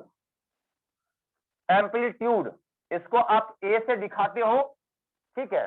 और ये क्या होता है, तो देखिए ये ऐसे होता है ना वेव, तो ये पार्टिकल, क्योंकि ये रस्सी मान लो है, तो ये ऊपर नीचे करेगा, तो ये सबसे अधिकतम कितना ऊपर जा सकता है? अरे कुछ होगा ना, यहां से देख, ये यहां से अधिकतम कितना ऊपर जाएगा, कितना ऊपर जाएगा, उसी को कहते हैं ए। क्लियर है क्या? ये यहाँ पर रस्सी ऐसा फ्लैट है, अब यहां से अधिकतम नीचे नीचे कितना जा सकता है? ए, एम्पलीट्यूड के बराबर। क्लियर है, बोलो। Yes, sir. मतलब एम्पलीट्यूड क्या है? पार्टिकल का मैक्सिमम डिस्प्लेसमेंट। मतलब ये एक्चुअल में क्या है भाई? Maximum displacement, displacement of particle, ये ध्यान रखिए, ठीक है। पार्टिकल का मैक्सिमम डिस्प्लेसमेंट होता है, कितना अधिकतम ऊपर जाएगा फिर अपने जगह आ जाएगा। क्लियर है? Yes, sir. Okay okay okay, चलिए इसको नोट कर लीजिए। एम्पलीट्यूड की कहानी खत्म। छोटा छोटा डेफिनेशन भी लिखाऊंगा, बिल्कुल निश्चिंत रहो। एम्पलीट्यूड की कहानी समाप्त होती है। इरेज करो, जल्दी से बोलो। Yes, sir. चलो आगे बढ़ते हैं बेटा, ये हो गया खत्म। अब आगे बढ़ते हैं, अगला है, इसी में एक टर्म और आता है, इंटेंसिटी वाला टर्म। इंटेंसिटी क्या है, मैं आपको थोड़ा समझा दूं, उसके बाद मैं आगे बढ़ूंगा, क्योंकि इंटेंसिटी आपको अच्छे से समझ में आना चाहिए। और इंटेंसिटी समझ में नहीं आएगा, सवाल बनाने में आप हमेशा लटकोगे, तो केयरफुली थोड़ा देखना है ध्यान से। तो अगला हम लोग का है इंटेंसिटी। इंटेंसिटी जिसे हम आई से दिखाते हैं, और इंटेंसिटी क्या होता है? तो आंसर आता है आई। इंटेंसिटी एक्चुअल में क्या होता है? पावर अपॉन एरिया होता है। आप तो ये कह देते हो भाई पावर अपॉन एरिया होता है, या आप कह दो energy upon time upon area.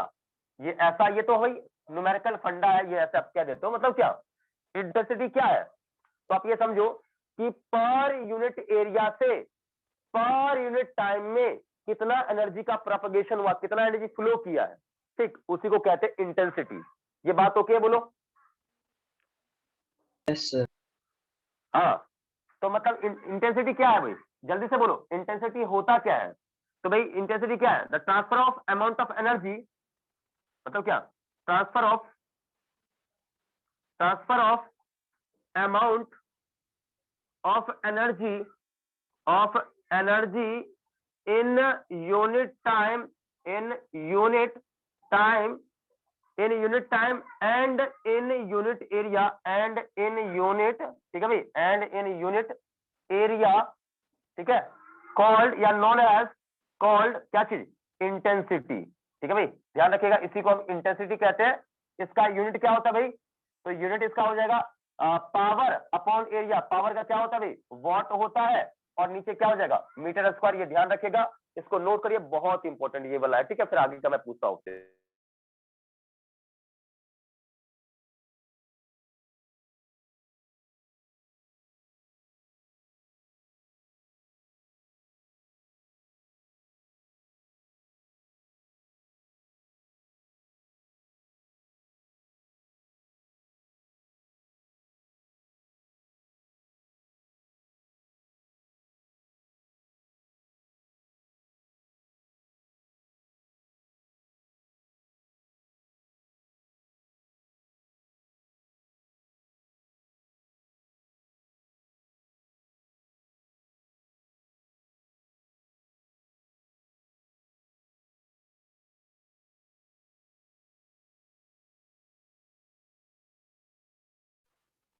हाँ भाई, नोट हो गया पूरा ये वाला? जल्दी बोलो।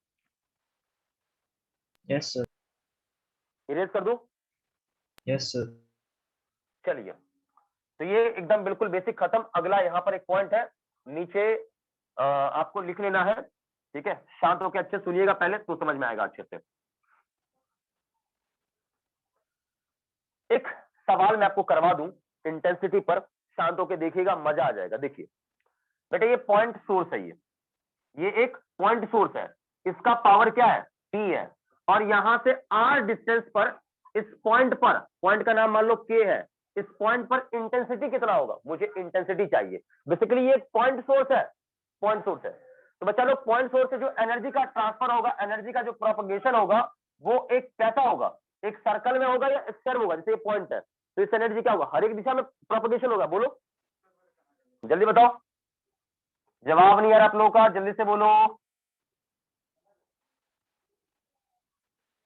क्या हुआ, सन्नाटे में चला गया क्या सब लोग? सर मैं आपसे कंडीशन क्या फिर पूछ से रहा हूँ? बताओ। क्या कह रहे हो? सर फिर से बताओ। कंडीशन? अरे क्या इसमें ऐसा कौन सा खास मैंने कंडीशन बताया? बोल रहा कंडीशन बताओ है? अरे एक पॉइंट, ये सोर्स है, ठीक, और पॉइंट सोर्स है, पॉइंट तो पॉइंट एक मान ले बल्ब ही लेगा, पॉइंट बल्ब लेगा, तो उस एनर्जी क्या होगा? केवल सीधा एक ही दिशा में चलेगा, सभी दिशा में चलेगा?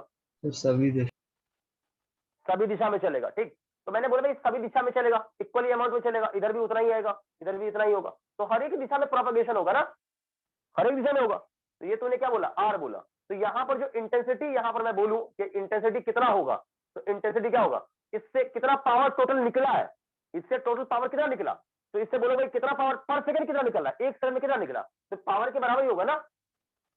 P अपन कितने एरिया में ये फैला है, मुझे इस पॉइंट पर चाहिए, तो यहां से क्या होगा? कितने एरिया में ये फैला, तो आंसर आएगा पूरा एरिया क्या होगा? Pi r square. 4 pi r square. Pi नहीं, 4 पाई, क्योंकि ये स्क्वायर में फैलेगा। ये क्लियर है ये वाला? यस। तो ये लिख लो, इंटेंसिटी एट अ पॉइंट के ड्यू टू क्या बेटा? Point source. ओके, नोट कर लो। हालांकि ये सब का नीड आपको नहीं है, बट आप जान लो, आपका कंसेप्ट अच्छा रहे, इसलिए मैं बता रहा हूं। नोट कर लो इसको अच्छे से। हो गया? बोलो जल्दी, बोलो ये हो गया नोट? जल्दी से बोलो, टाइम नहीं पास करना, जल्दी से बोलो। क्या ये नोट हो गया या नहीं हुआ? यस हो गया ना? चलिए अब आगे बढ़ते हैं। अब नीचे एक पॉइंट लिख लो, नीचे एक पॉइंट लिखो और हेडिंग डाल देना उसमें, relation between intensity of a wave and amplitude. नीचे अच्छे से हेडिंग डाला, intensity of a wave and amplitude. अच्छे से हेडिंग डाल दो जल्दी से।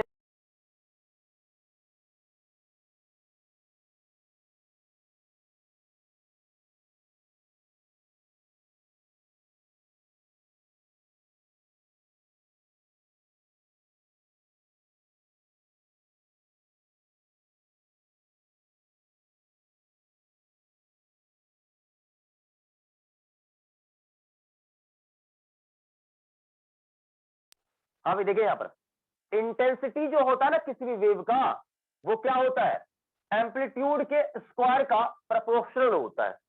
नहीं आया बात समझ में? क्या बोल रहा हूं, अच्छे से समझो। इसका एक डेरिवेशन है, आप डेरिवेशन से समझ सकते हो। जैसे मैं आपको बता दूं कि जब एनर्जी निकालोगे ना, जब एनर्जी निकालोगे तो एनर्जी क्या आएगा, ई बराबर, आप लॉजिकली सोचो, हाफ ऑफ के ए स्क्वायर आएगा। तो क्या है देखो, हाफ ऑफ के ए स्क्वायर। तो एनर्जी प्रोपोर्शनल किसका है, एम्पलीट्यूड के स्क्वायर का। ठीक, आप समझो कि इंटेंसिटी किसका प्रोपोर्शनल, एनर्जी का। उस लॉजिक के हिसाब से देखो तो आपका क्या है कि इंटेंसिटी एनर्जी का प्रोपोर्शनल और एनर्जी किसका, एम्पलीट्यूड के स्क्वायर का प्रोपोर्शनल। ठीक, इसका मतलब इंटेंसिटी क्या होगा, एम्पलीट्यूड के स्क्वायर का प्रोपोर्शनल। ये क्लियर है, बोलो ये वाला। Yes sir. हाँ, अब मैं आपको ये बता दूं थोड़ा सा समझाने के लिए, बस थोड़ा ध्यान रखिएगा कि बराबर करने के लिए क्या होगा, एक कांस्टेंट टर्म आ जाएगा, समथिंग लाइक सी इंटू ए कर सकते हो। ठीक है, इसको नोट कर लो अच्छे से। ठीक है, कर लिया नोट, जल्दी से बोलो।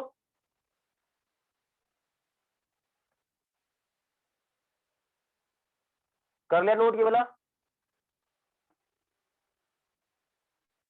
जल्दी बताओ। Yes sir. मिटा दूं? चलो मैं इसको इरेज करता हूँ, खत्म है ये वाला। नेक्स्ट हम लोग का है यहाँ पर, ये खत्म है, नेक्स्ट हम लोग का। ठीक है भाई, आगे बढ़ते हैं। ये वाला तो ये खत्म है, ये सब छोटा छोटा चीजें ध्यान रखिएगा, ऐसा कुछ नहीं। मेन अब हम लोग का है वेव का इक्वेशन समझना। ठीक है भाई, ध्यान से सुनो, मेन हमारा है वेव का इक्वेशन समझना। वेव का इक्वेशन हम नहीं समझेंगे मतलब हमने कुछ नहीं समझा। तो मेन इंपॉर्टेंट हमारा जो पॉइंट है वो है वेव इक्वेशन। तो नीचे हेडिंग डालिएगा, equation of transverse wave. Transverse wave, ध्यान से, आप ट्रांसवर्स वेव कह लो या इलेक्ट्रोमैग्नेटिक वेव कह लो, ऐसा ही क्वेश्चन बनेगा। क्योंकि इलेक्ट्रोमैग्नेटिक वेव भी क्या है, ट्रांसवर्स वेव। क्यों, देखो इलेक्ट्रिक फील्ड का वाइब्रेशन ऐसे और वेव जा रहा है ऐसे, तो वाइब्रेशन क्या है, प्रोपगेशन के परपेंडिकुलर है। तो अपने आप में इलेक्ट्रोमैग्नेटिक वेव क्या है, ट्रांसवर्स वेव है। आपको नहीं पता है, नीचे कॉपी में लिख लो कि electromagnetic wave is a transverse wave, लिख लो, भूल जाओगे मुझे पता है। लिख लिया, बोलो।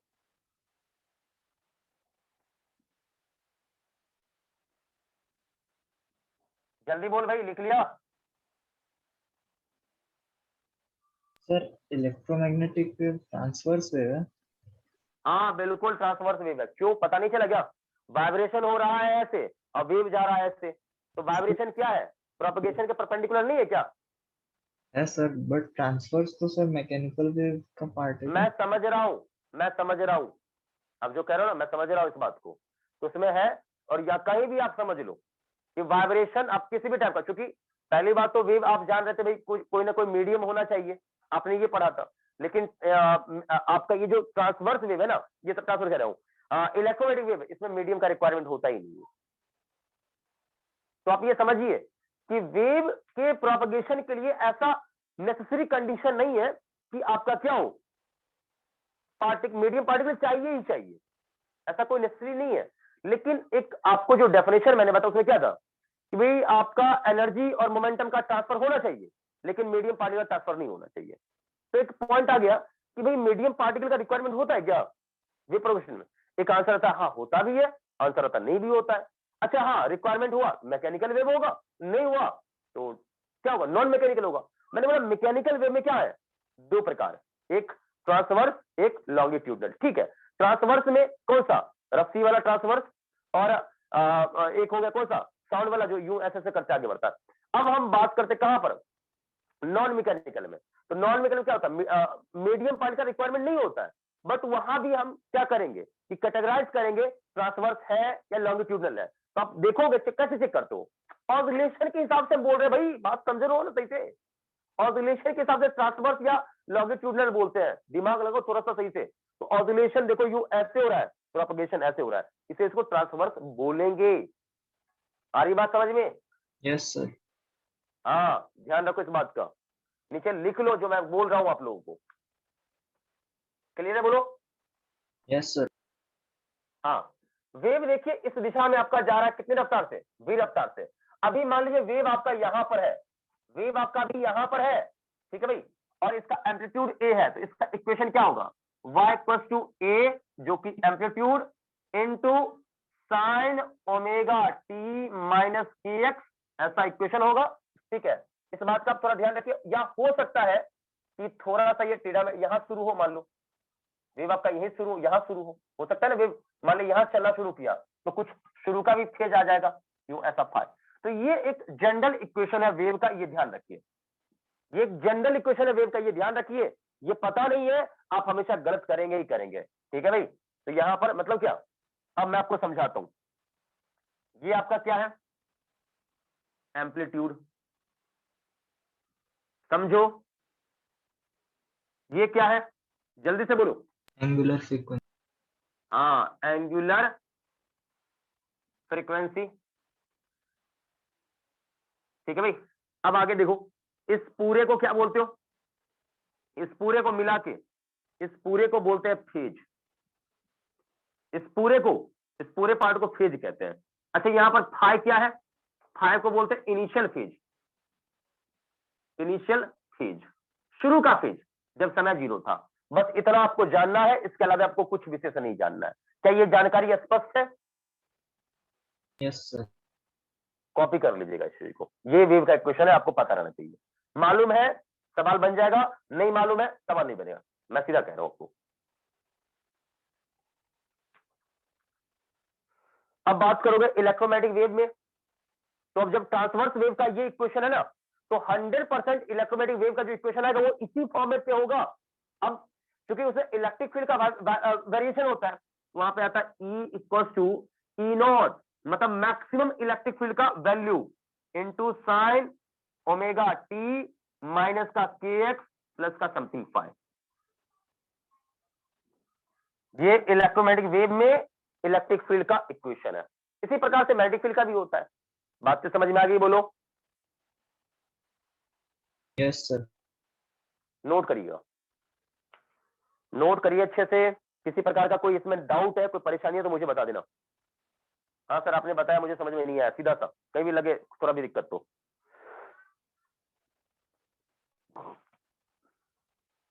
इरेज कर दो बेटा।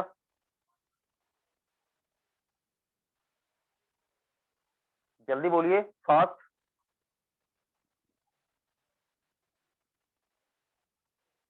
इरेज करूं? Yes sir. चलिए, तो वेव इक्वेशन आपने देख लिया, जो कि बहुत ही इंपॉर्टेंट है।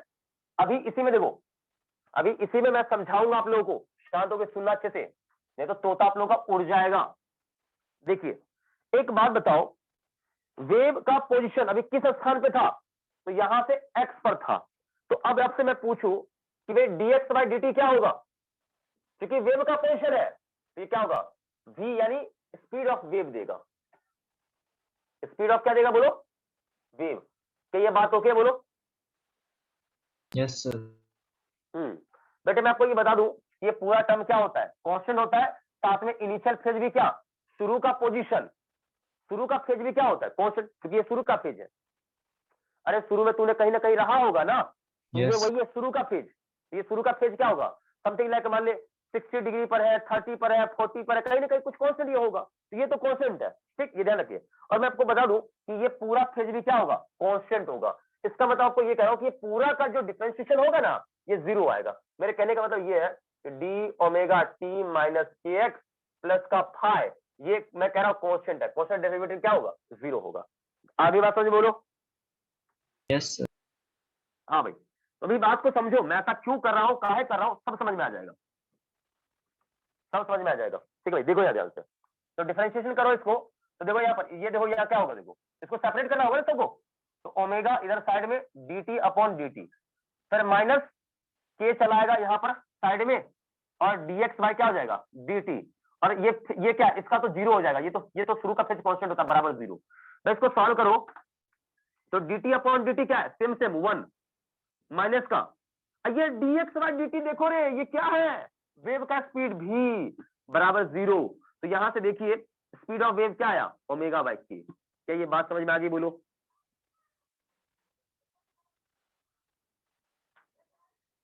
जल्दी बोलो। Yes sir. अरे क्लियर नहीं है क्या? Yes sir. हाँ कॉपी कर ले, कॉपी कर, पूरा भूल जाएगा। अभी मुझे इसमें बहुत कुछ समझाना है अभी, इसके बाद आप समझो वेव आपका फंडामेंटल क्लियर है।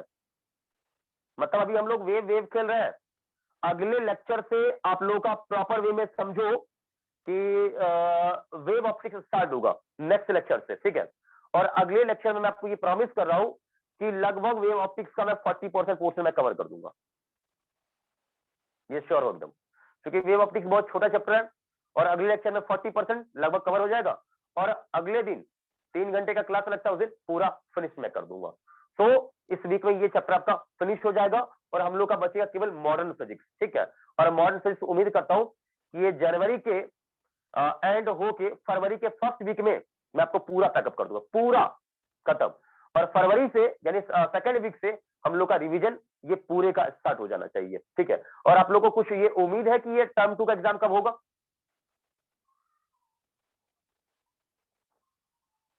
बताओ। फरवरी के एंड में या फिर मार्च में? नहीं, फरवरी एंड में तो नहीं होगा, आप भी जान रहे हो क्यों, कि कोविड का फिर ये थर्ड अभी जो वेव है ना, ये इसके लेके बहुत सारे एग्जाम अभी मींस अभी ये पोस्टपोन हो गया ना, बोल हुआ या नहीं हुआ है, या ये भी नहीं मालूम आप लोगों को? मेंस का एग्जाम पोस्टपोन हुआ, ये पता नहीं है क्या? नो सर, नहीं पता। नहीं मालूम है, जान लो पोस्टपोन हो गया, ठीक है।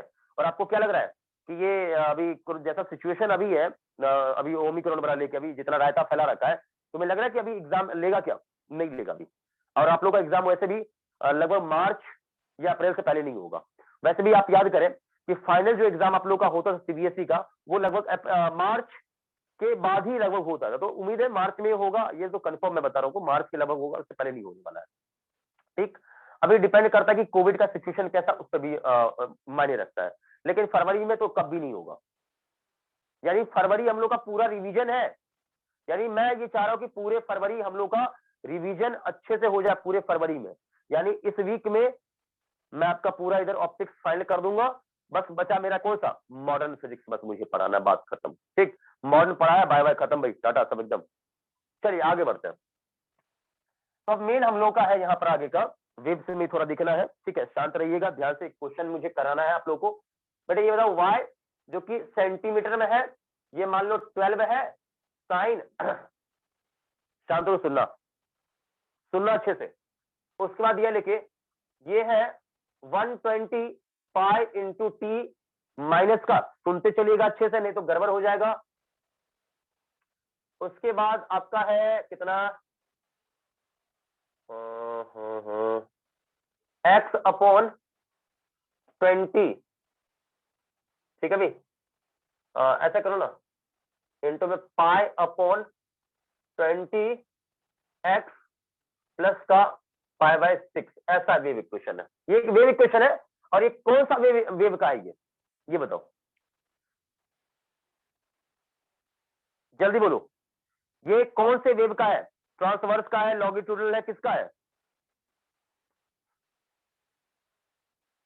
कॉमन में चला गया सब लोग, आवाज नहीं आ रही मेरी? आ रही है सर। तो बोलिए ना कौन सा वेव है, ये कौन से वेव का इक्वेशन है?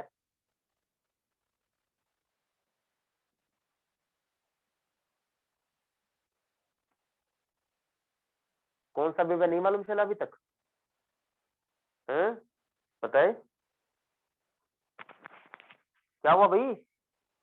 ये कौन सा वेव का इक्वेशन है, बोलने में कोई कष्ट है या वाकई में आपको पता ही नहीं है? नहीं बताइए। पता सर। नहीं पता है? अभी थोड़ी देर पहले कौन सा वेव का क्वेश्चन बताया था, बोलो। ट्रांसफर। तो ये आपको सकल सूरत देख के क्या लग रहा है? वैसा नहीं लग रहा सकल सूरत देख के? जरा देखो तो। यस सर, नहीं लगा? लग रहा है सर। लग रहा है तू देखो ना। ये सीएम मतलब क्या है, क्या सेंटीमीटर में भाई? ये सीएम लिया है सेंटीमीटर में, बात को समझ तू सही से। पहला पार्ट है क्या, एम्पलीट्यूड निकालना, एम्पलीट्यूड बता। दूसरा पार्ट इसका क्या है, एंगुलर फ्रीक्वेंसी निकाल। तीसरा पार्ट फ्रीक्वेंसी निकाल इसका।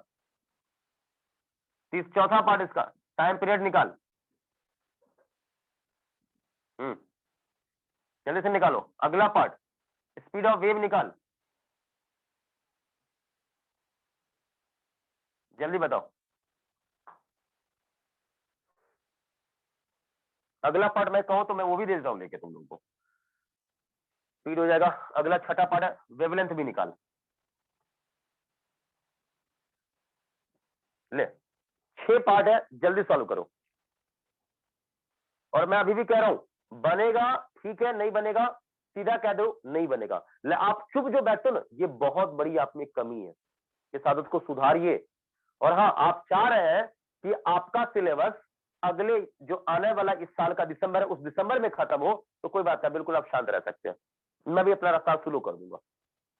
और आप चाह रहे हैं कि मेरा सिलेबस बिफोर टाइम खत्म होके एक बार अच्छे से रिवाइज हो जाए, प्लस क्वेश्चन आंसर ढेर सारा हो जाए, तो आप जवाब दीजिए 100 समय अच्छे से। ये आपके हाथों पे है। और वैसे भी आप जानते हैं बहुत सारा बच्चा जवाब देता भी नहीं है। जल्दी बोलिए।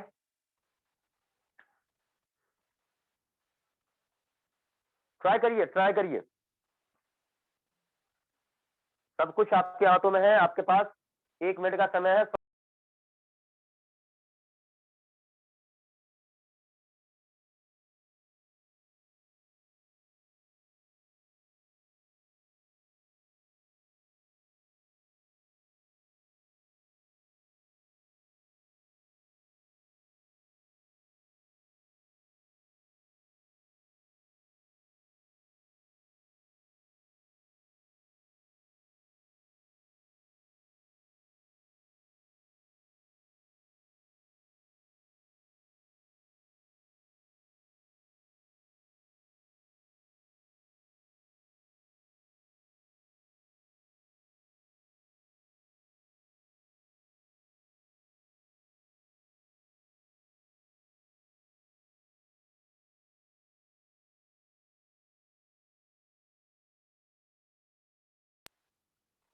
आंसर इसका निकल गया, जल्दी से बोलो।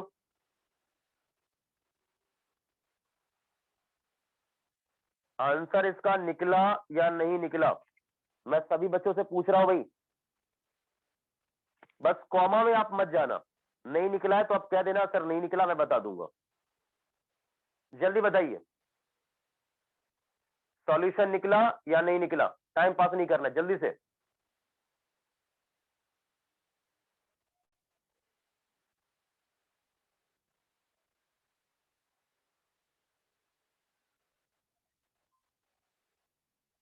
आप सभी लोग जवाब देंगे या नहीं देंगे भाई? कम से कम ये भी तो कह दो, हाँ सर हम जवाब ही नहीं देंगे, ये भी कह सकते हैं आप। जल्दी बताइए।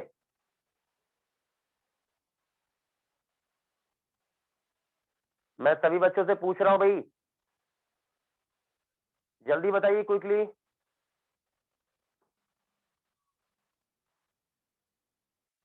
अरे भाई जवाब सुनाई दे रहा है आप लोगों को, मैं बार बार चिल्ला रहा हूँ इतना, एकदम आप कम से कम बोलिए तो सही, एकदम शांत हो जाते। गजब बात है भाई।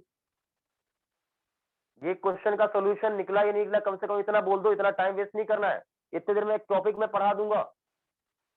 ये आप पे डिपेंड करता है कि आप क्या चाह रहे हैं। आप चाह रहे हैं कि हम बिल्कुल एकदम स्थिर होकर रहे, आप आराम से लगे रहे, तो फिर कोई दिक्कत नहीं। क्या आप चाह रहे हैं बताइए, मैं इसका सोल्यूशन दूं या नहीं दूं? कुछ बोलिए जल्दी से।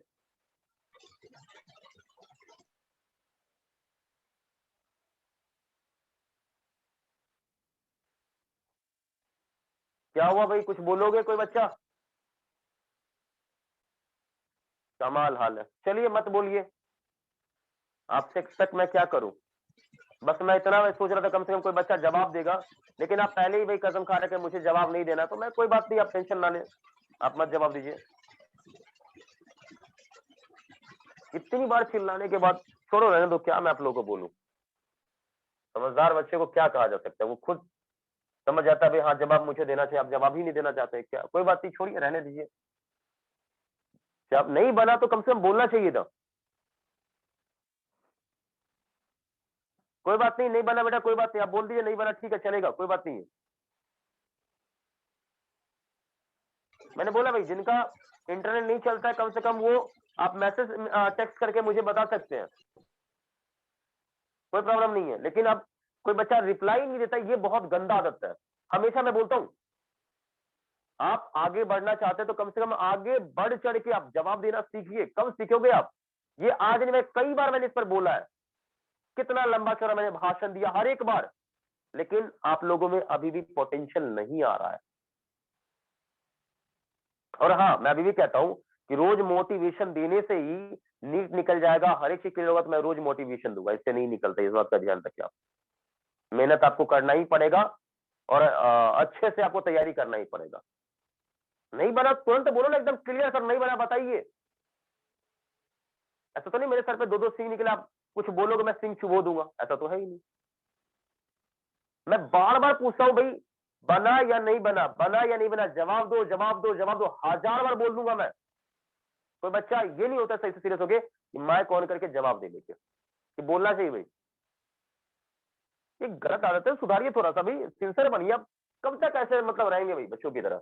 देखिए यहाँ पर एम्पलीट्यूड क्या होता है, साइन के आगे का जो कोफिशिएंट होता है ना, ये होता है एम्पलीट्यूड। तो यहाँ पर एम्पलीट्यूड ए बराबर क्या होगा, 12 सेंटीमीटर।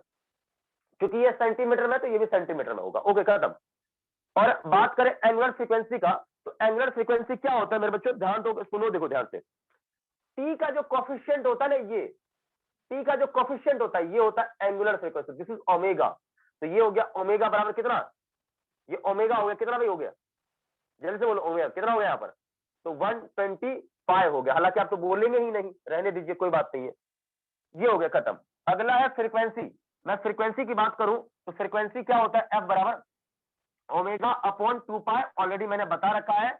ओमेगा का वैल्यू कितना है भाई वहां पर, तो है 120 पाई अपॉन 2 पाई, सॉल्व करेंगे तो 60 हर्ट्ज आ जाएगा। ठीक, ये हो गया थर्ड पार्ट का सॉल्यूशन। अगला है टाइम पीरियड। तो टाइम पीरियड क्या होता है, सबको पता है 1/f, यानी फ्रीक्वेंसी का उल्टा, दैट मीन्स 1/60, कितना सेकेंड, देख लीजिए भाई। अगला है स्पीड ऑफ वेव। तो स्पीड ऑफ वेव क्या होता है, ओमेगा अपॉन के, ऑलरेडी मैंने बोल रखा है। ओमेगा कितना 120 पाई अपॉन के कितना है भाई, देखो के, दिस इज के, ये हमारा के है, ये पाई अपॉन 20 हमारा के है।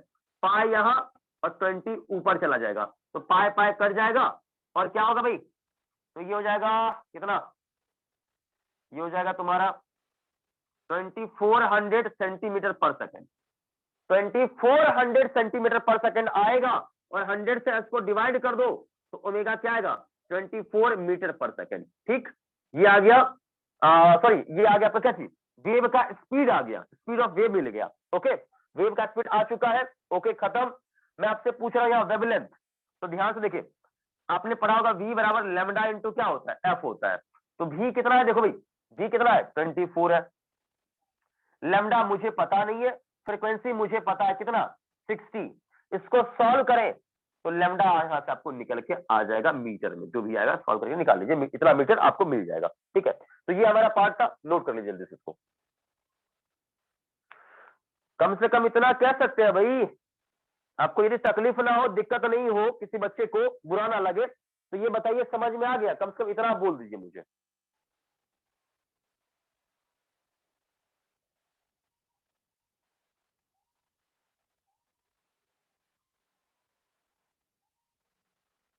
स्वेच्छा से बोल सकते हैं जिनको, हाँ चलो एक बच्चे का रिप्लाई आएगा नीलम का, भाई क्लियर है, चलिए जिनकी इच्छा है वो बोल सकते हैं, जिनकी इच्छा ना है कोई बात नहीं है, कोई प्रेशर किसी बच्चों पे नहीं है बेटा।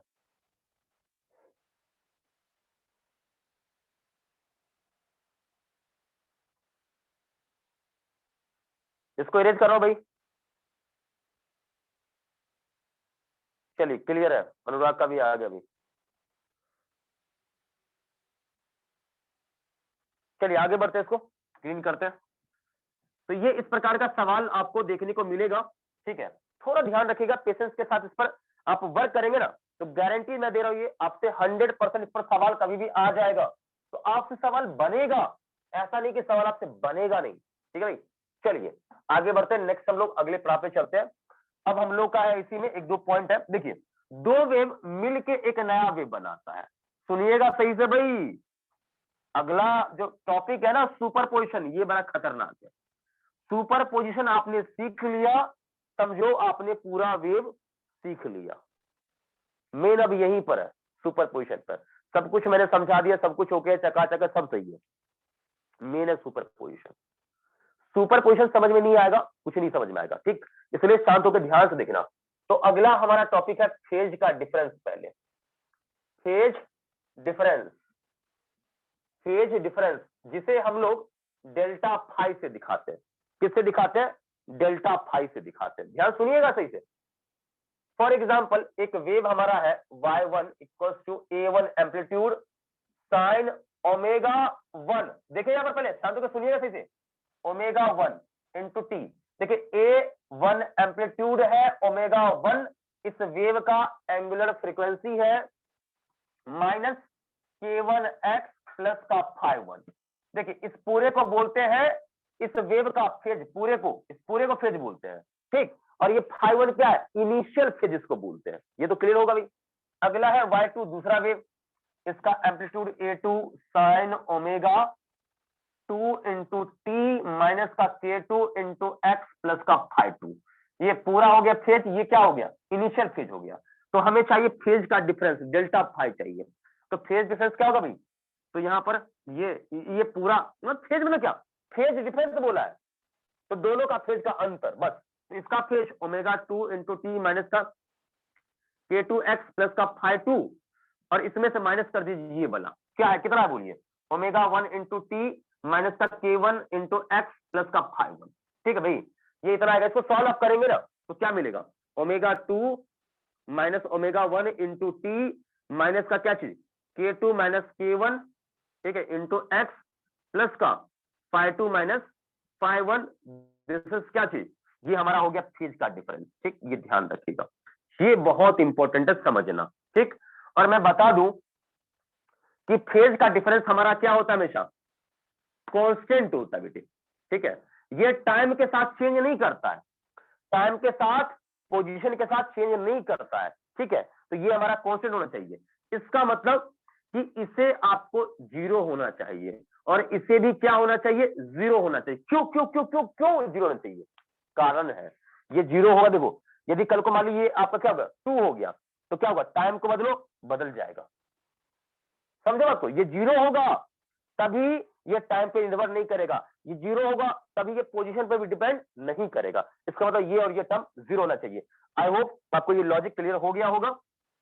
इसका मतलब दोनों सोर्स का आप समझो कि एंगुलर फ्रीक्वेंसी बोलिए या यहीं से सॉल्व करके निकालिए तो फ्रीक्वेंसी बोलिए, ये दोनों का सेम होना चाहिए। साथ साथ दोनों का k1 और k2 ये भी दोनों का क्या होना चाहिए? सेम होना चाहिए, ठीक है। ये ध्यान रखिएगा, बहुत इंपॉर्टेंट है। और यहां से हमें ये समझ में आता है कि दोनों का वेवलेंथ भी हमारा क्या होना चाहिए? सेम होना चाहिए, ठीक।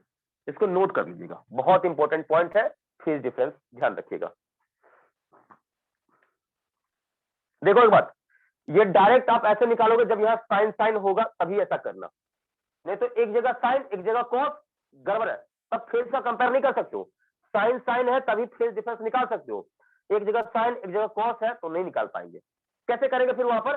तो पहले कॉस को साइन में कन्वर्ट करो, सेम सेम कर लो, या साइन को कॉस में कर लो, सेम सेम कर लो, तब निकालो डिफरेंस। क्लियर है? बोलो।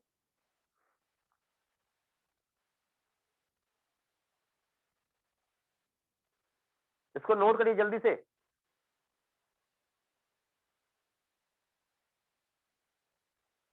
जल्दी से नोट करिए इसको, क्विकली मैं रेज करूंगा जल्दी से।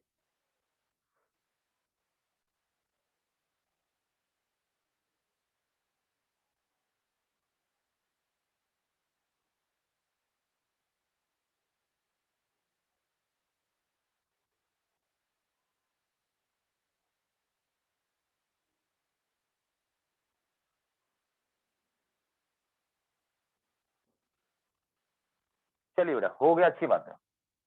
तो ये सब कुछ क्लियर हो गया होगा। आगे बढ़ते थे। एक मैं सवाल देता हूँ, मेरे मन में एक सवाल है, अदरवाइज आप हो सकता है आप गड़बड़ कर दे, मुझे डाउट ऐसा लग रहा है।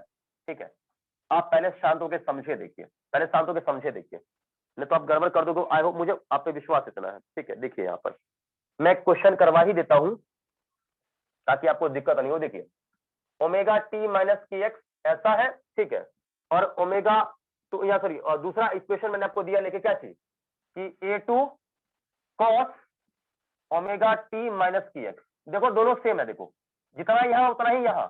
इसका मतलब ये मैं आपसे पूछूंगा इस सवाल में find phase difference, find phase difference, तो आपका आंसर क्या आ जाएगा? 0। बोलिए।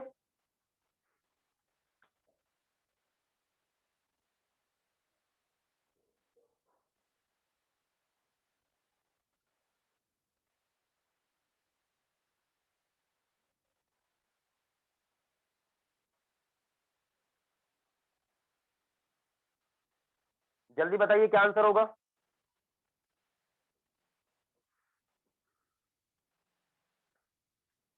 देखिए, नहीं पता, मैं समझाता हूं। मैंने पहले बोल दिया कि ये देखो, ये साइन में है तो इसे भी साइन में पहले कन्वर्ट करना होगा तो ही मैं निकाल सकता हूं। तो ये तो क्लियर है, ठीक है। मैं कॉस को साइन में कन्वर्ट करता हूं, कैसे? How how how. तो A two cos omega t, sorry sine में करना है ना इसको ना, तो यहां मैं ए टू यहां साइन लिखता हूं, ठीक, ओमेगा यहां ऐसा। अब सोचिए कि मैं इसमें कल को π/2 ऐड कर दूं। देखो ध्यान सुनना, देखो गड़बड़ हो जाएगा, ध्यान सुनना। देखो आपने पढ़ा होगा 9th 10th क्लास में पढ़ा होगा, ऐसा नहीं कि नहीं पढ़ा होगा, कि sine π/2 plus theta equal to क्या होता है? Cos theta. हाँ या ना? सभी लोग आंसर करेंगे, जो लोग पढ़े हैं वो आंसर कर सकते हैं। ये आपने पढ़ा होगा श्योर। और मैंने वही कंसेप्ट, इस पूरे को मैंने मान लिया थीटा है, इसको थीटा मान लो और वही कंसेप्ट यहां पर लगा दो। देख लो, देखो भाई, ऐसा कर लो, बात खत्म। मतलब अब ये भी साइन में, देखो ये भी साइन में है और ये भी साइन में है। अब फेज का डिफरेंस निकाल लो, तो पता है डेल्टा फाई क्या होगा? ओमेगा टी माइनस के एक्स प्लस का π/2। अब ये माइनस करोगे तो माइनस से गुना करके लिखो, तो ओमेगा टी माइनस माइनस क्या जाएगा? प्लस का के एक्स, खत्म। ये खत्म, फेज डिफरेंस क्या गया? π/2। लेकिन बहुत सारे बच्चे सीधा क्या होते हैं, अरे ये सेम है, 0 मार देना, खत्म। गलत जवाब। यही चीज आपको सीखना है पहले, ठीक है। कॉपी कर लीजिए इसको भी, कॉपी करिए जल्दी से।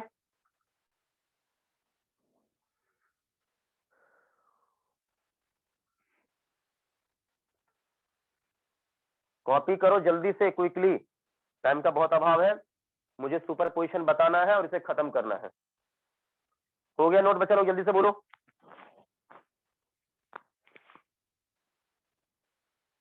हो गया बेटा नोट? जल्दी बोल।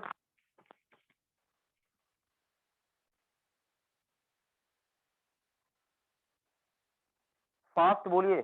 हो गया नोट?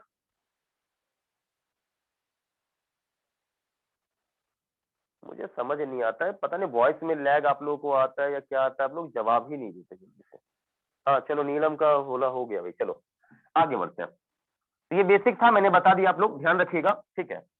और मैं अभी चाहूं तो फेज डिफरेंस पर मैं और भी चर्चा करने को मैं कर सकता हूं, इस पर कोई मना ही नहीं है, कोई पाबंदी नहीं है करने को। मैं इस पर बहुत चर्चा मैं कर सकता हूं, ठीक है। तो थोड़ा सा समझाता हूं। और मैं, क्योंकि देखिए यहां पर शांत होकर सुनिएगा सही से, पहले ध्यान से देखिए। वेव का सोर्स एक यहां पर है, एक सोर्स यहां पर है, ठीक है, दो सोर्स है बेटे। यहां से भी चलेगा और यहां से भी चलेगा वेव, ठीक है। शांत होकर देखो, यहां पर यूं ऐसे करते करते करते करते यहां पहुंचा, ठीक है। मैं यहीं तक करता हूं इसको, सुनो सुनो सुनो, अच्छे सुनो भाई, सुनो, ठीक है। अब यहां से भी क्या हुआ? वेव चलना शुरू किया। देखो ध्यान से देखना अच्छे से, नहीं तो गड़बड़ कर दोगे। देखो यहां पहुंच गया, हालांकि यहां पर लूप यूं ऐसे यहां पहुंचा, ठीक है। शांत होकर देखो भैया ध्यान से। भाई मैं आपसे पूछूंगा एक सवाल, पॉइंट पी पर दोनों पहुंच गया, देखो एक ये वेव, एक ये, दोनों वेव पहुंच गया। यानी पहला वेव y1, जो इक्वेशन पहले भी लिखा है, ये y2, दोनों पहुंच गए यहां पर, दोनों मिलेगा मिलने के बाद एक नया वेव बनाता है, मिलने के बाद एक नया वेव बनाएगा।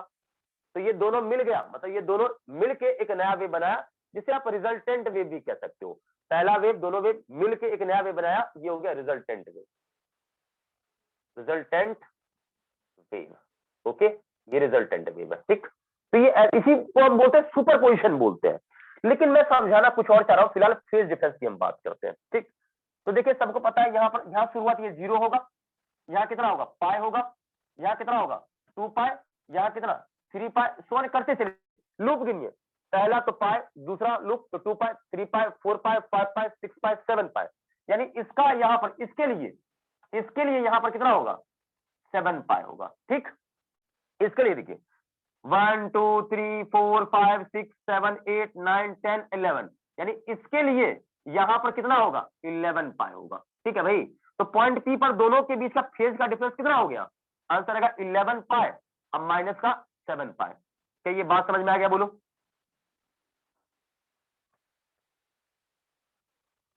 जल्दी बोलो,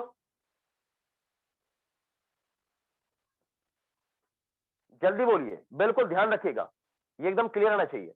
अब ये तो क्लियर है, अब आपसे मैं पूछूं कि पाथ का डिफरेंस कितना होगा, सुनिएगा। ये फेज निकला, अब नया एक चीज आ रहा है, पाथ का डिफरेंस, रास्ते का अंतर, रास्ते का लंबाई का अंतर, पाथ डिफरेंस, पाथ डिफरेंस जिसे हम डेल्टा एक्स से दिखाते हैं। तो देखो भाई, पाथ का डिफरेंस क्या होता है, रास्ते का लंबाई का, मतलब यहां से यहां का लंबाई S2P, अब माइनस यहां से यहां के रास्ते का लंबाई S1P। अब देखो लंबाई कैसे निकालेंगे, जैसे देखो यहां से यहां का लंबाई कितना होता है, सभी लोग जानते हैं, ये लंबाई होता है लैम्डा, मालूम है ना, बोलो जल्दी बोलो, ये पता होना चाहिए आपको। और मैं बात करूं सीधे शब्दों में, तो यहां से यहां का ये लंबाई कितना होगा, लैम्डा बाय 2 होता है, मालूम नहीं है क्या ये चीज, अरे भाई बता रखा भाई, लैम्डा बाय 2, यहां से लैम्डा, क्लियर है, बोलो।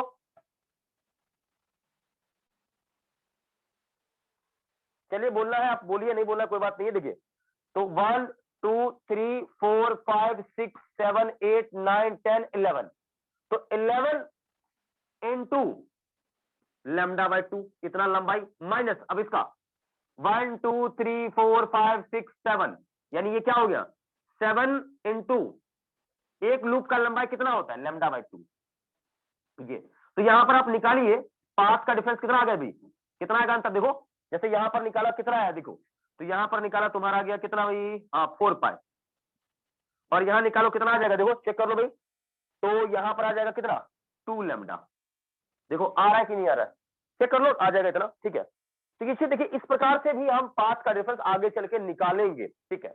और बेटे एक सबसे इंपॉर्टेंट चीज मैं बता दूं आप लोगों को, दोनों का रेशियो निकालो, फेज डिफरेंस और पाथ डिफरेंस का रेशियो निकालो, आप डिवाइड करके चेक करके देख लो, चेक करोगे आपको क्या मिलेगा, 2 पाई अपॉन लैम्डा। ये बहुत इंपॉर्टेंट है, इसे आप ध्यान रखिएगा, ठीक है। इसको कॉपी करिए जल्दी से, सुपरपोजिशन बताना है और खत्म करना है, ये खत्म है आपका, जल्दी से इसको नोट करिए, ये बहुत इंपॉर्टेंट है, ये ध्यान रखिएगा। ये हो गया फेज डिफरेंस, ये हो गया पाथ डिफरेंस, मैंने कैसे निकालते बता दिया है, दोनों में रिलेशन भी मैंने बता दिया, डिवाइड करिए रिलेशन निकाल लीजिए, ये आ जाएगा आपका खटक से। ये याद रहना चाहिए, याद नहीं रहेगा सवाल नहीं बनेगा, ठीक। तो पता रहना चाहिए वो कैसे निकाला है, आप भी आप घर से खुद से अब कर सकते हो, कोई दिक्कत वाली बात नहीं है। क्लियर है, बोलो, मिटा दूं, चलिए भाई क्लियर है, आगे बढ़ते हैं। नोट कर लीजिएगा इसको, नोट कर लीजिए इसको, इसको मिटा रहा हूं भाई, और आप लोग नीचे हेडिंग डालिए जल्दी से, फास्ट, नीचे डालिए फास्ट, क्या चीज, superposition of two waves, जल्दी से, superposition of two waves, heading डालिए, superposition of two waves, जल्दी से, superposition of two waves, दो वेव का सुपर पोजिशन क्या होता है, ठीक है। तो जल्दी से हेडिंग डालिए, superposition of two waves.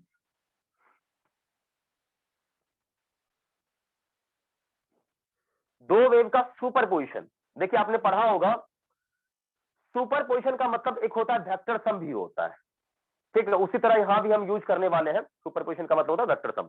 तो पहले स्टेटमेंट लिखिएगा, नीचे लिखिएगा स्टेटमेंट, नीचे एक लाइन लिखिए, व्हेन टू और मोर वेव्स, व्हेन टू और मोर वेव्स, व्हेन टू और मोर वेव्स आर कंबाइंड, मिल जाता है, क्लब हो जाता है, combined, combined and make a new resultant wave, make a new resultant wave, make a new resultant wave, this phenomena called, this phenomena called, ये घटना, ये मिलके एक बनने की घटना called सुपरपोजिशन ऑफ वेव, इसी को कहते हैं सुपरपोजिशन। मतलब दो वेव मिल गया, एक सिंगल वेव बनाया, यही है सुपरपोजिशन। ठीक है भाई, शांत होकर सुनते चलिएगा। अब आगे देखिएगा, यहां देखिए, लेट पहला वेव, जो फर्स्ट वेव है, A1 sign omega t minus के एक्स प्लस का फाई 1। देखिए मैंने पहले बोला कि ओमेगा और के दोनों में सेम होता है, तो मैंने कर दिया है। दूसरा A2 sign omega t minus के एक्स प्लस का फाई 2, ठीक, ये हो गया। ये ध्यान रखिए छोटे छोटे चीजें बेटे, दोनों के बीच का फेज का डिफरेंस कितना होगा, डेल्टा फाई जिसे कहते हो, फाई 2 माइनस फाई 1, ये फेज का डिफरेंस हो गया। ठीक है, शांत होकर सुनिएगा। ओके, अब आपसे मैं बोलता हूं कि रिजल्टेंट वेव क्या इक्वेशन में लिख लूं, तो रिजल्टेंट वेव का इक्वेशन क्या हो जाएगा, resultant amplitude sine omega t minus के एक्स प्लस का समथिंग थीटा, ठीक, ये होगा। तो यहां पर मैं थोड़ा समझाने के लिए लिख रहा हूं, शांत होकर सुनना सही से। ये आपका पहला वेव, ठीक है, या थोड़ा सा मैं इधर स्पेस इधर लेके मैं इधर करता हूं, देखो यहां पर बेटे, ये आपका पहला वेव है जिसका एम्पलीट्यूड क्या है A1, इसका एम्पलीट्यूड क्या है यहां पर, थोड़ा सा इधर मैं करता हूं, ये इसका A2 है। शांत होकर सुनना, ये A1 और ये दूसरा वेव क्या है, A2 है। बेटे अब ये बताओ, मैं आपसे बोलूं समझने के लिए, दोनों वेव के बीच में जो एंगल होगा, दोनों के बीच का एंगल, एंगल कितना होगा, इन दोनों का डिफरेंस ही होगा ना, बोलो। अरे सिंपल सी बात है, देख यहां से यहां का एंगल कितना होगा, ओमेगा टी माइनस के एक्स प्लस का फाई 1 होगा। यहां से यहां का एंगल कितना होगा, ओमेगा टी माइनस के एक्स प्लस का क्या होगा, फाई 2 होगा। तो ये एंगल क्या होगा, दोनों का डिफरेंस ही तो होगा। निकाल के देख कितना आएगा, फाई 2 माइनस फाई 1 आएगा, चेक करके देख ले। तो ये आपको मिलेगा ऐसा, ठीक है भाई। तो आप बात को समझते चलिए, ठीक, तो आपको ये अच्छे से क्लियर हो जाएगा, आपको दिक्कत तनिक भी इसमें नहीं होगा। ओके, तो यहां पर ये ऐसा हो गया। अब देखिए यहां पर, तो मुझे ये समझ में आई, ये A2 है, ये A1 है, ओके, और ये मिला मुझे क्या चीज, ये एंगल आप समझो, यहां पर मैं इसे कहूंगा फाई 2 माइनस फाई 1। ओके, अब यहां पर मैं लगाऊंगा वही जो लगाते थे वेक्टर में पैरेललोग्राम लॉ, मैं वही लगा रहा हूं इसके पैरेलल। ये मतलब ये आपका A2 और ये वाला क्या A1, और यहां पर ये हमारा आ जाएगा रिजल्टेंट एम्पलीट्यूड AR। ठीक है भाई, ये हमारा आ गया रिजल्टेंट एम्पलीट्यूड AR। ठीक, अब शांत होकर समझिए, सही से ध्यान से सुनिएगा अच्छे से। तो AR बेटे होगा क्या, तो AR का वैल्यू जैसे पहले करते थे ना, जोड़ते थे वेक्टर में, कैसे जोड़ते थे AR वाला, अब याद करें आप, A1 का स्क्वायर प्लस A2 का square plus 2A1 A2 into दोनों के बीच का एंगल कॉस थीटा, मतलब दोनों के बीच का एंगल क्या है, आप यहां समझो ना, ये लिखा ना ये वाला, ये फाई 2 माइनस फाई 1 है, तो आप सीधा लिखो डेल्टा फाई है भाई। उम्मीद करता हूं यहां तक आप लोगों को समझ में आ गया होगा, और यही हमारा है क्या चीज, सुपरपोजिशन, ये ध्यान रखिएगा। ठीक, ये आपको नहीं आता है निकालना, आप हमेशा लटकेंगे। ठीक, ये ध्यान रखिएगा, बहुत इंपॉर्टेंट है। मतलब दो वेव ये मिल गया, मिलके एक नया वेव ये बना लिया सिंगल। ठीक, वही रिजल्टेंट जो वेव दोनों मिलके एक सिंगल बनाया, उसी का ये एम्पलीट्यूड है। मेरे कहने का मतलब ये बेटा कि आप ये समझो कि एक वेव मेरे पास यूं ऐसा था, ये समझो पहले, ये ध्यान से देखो, आप ये समझो कि मेरे पास एक ऐसा वेव था, ऐसा, अब ये जुड़ गया किसी इस ऐसे वेव के साथ। ठीक, ये जुड़ गया, अब मुझे यहां जो मिलेगा ना वेव, इसका एम्पलीट्यूड लार्ज होगा। या हो सकता है कि एम्पलीट्यूड क्या हो, लार्ज नहीं बहुत छोटा हो जाए, ऐसा भी हो सकता है, कोई बड़ी बात नहीं है, या तो लार्ज होगा या बहुत छोटा हो जाएगा, दोनों में से कुछ भी हो सकता है, ये डिपेंड करता है सिचुएशन पर, फेज डिफरेंस पे डिपेंड करता है। लेकिन एक बात मुझे पता है कि ये दोनों वेव जुड़ने के बाद ये रिजल्टेंट वेव बनाएगा ही बनाएगा, रिजल्टेंट मतलब दोनों मिल जाएगा, अब एक सिंगल होगा, दो नहीं सिंगल हो गया ये, क्लियर है बोलो?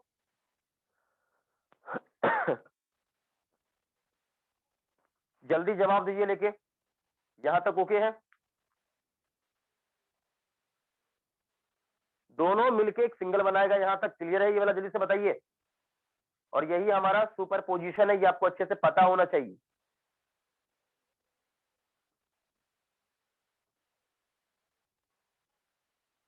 ओके है, जल्दी बोलो। Yes sir. नोट कर लो इसको, नोट कर लो, सुपर पोजिशन यहां पर खत्म है, ठीक है भाई? मुझे इतना ही समझाना था, दो वेव जुड़ के क्या होता है, एक सिंगल वेव बनाता है, इसी को बोलते हैं सुपर पोजिशन। और सुपर पोजिशन क्या होता है, वेक्टर सम की तरह ही है, तो मैंने बता दिया भाई, यहाँ पर ध्यान रखिएगा, ठीक है? और यहाँ पर डेल्टा फाई क्या फेज डिफरेंस, तो सब कुछ समझ चुके हैं चलिए यहाँ पर, ठीक है? बाकी का हम लोग अगले लेक्चर में, यानी अगले 2 लेक्चर में हम लोग इस चैप्टर को क्या करेंगे, बाय बाय खत्म कर देंगे, ठीक है भाई? बाय बाय टाटा कर देंगे, ठीक? तो आप इसे अच्छे से इसको रिवाइज कर लीजिएगा, मैं पहले ही बता रहा हूं आपको, क्योंकि इसमें अभी जो मैंने आज पढ़ाया है, इस लेक्चर में आपको प्रॉब्लम रहेगा, गारंटेड है अगले लेक्चर में आपको दिक्कत होगा। तो बी केयरफुल, आप पूरा अच्छे से एकदम तैयार होइए, अच्छे से इसको तैयारी करिए, अच्छे से इसमें जितना भी मैंने पोर्शन करवाया, जो भी बताया है, इसको रिवाइज करिए, पढ़ लीजिएगा अच्छे से, उसके बाद अगले क्लास को अटेंड करिएगा, ठीक है? तो गारंटेड आपको पूरा अच्छे से समझ में आएगा, ठीक है बेटा? कोई दिक्कत नहीं ना? No sir. ठीक है भाई, यहीं तक रहने दीजिए।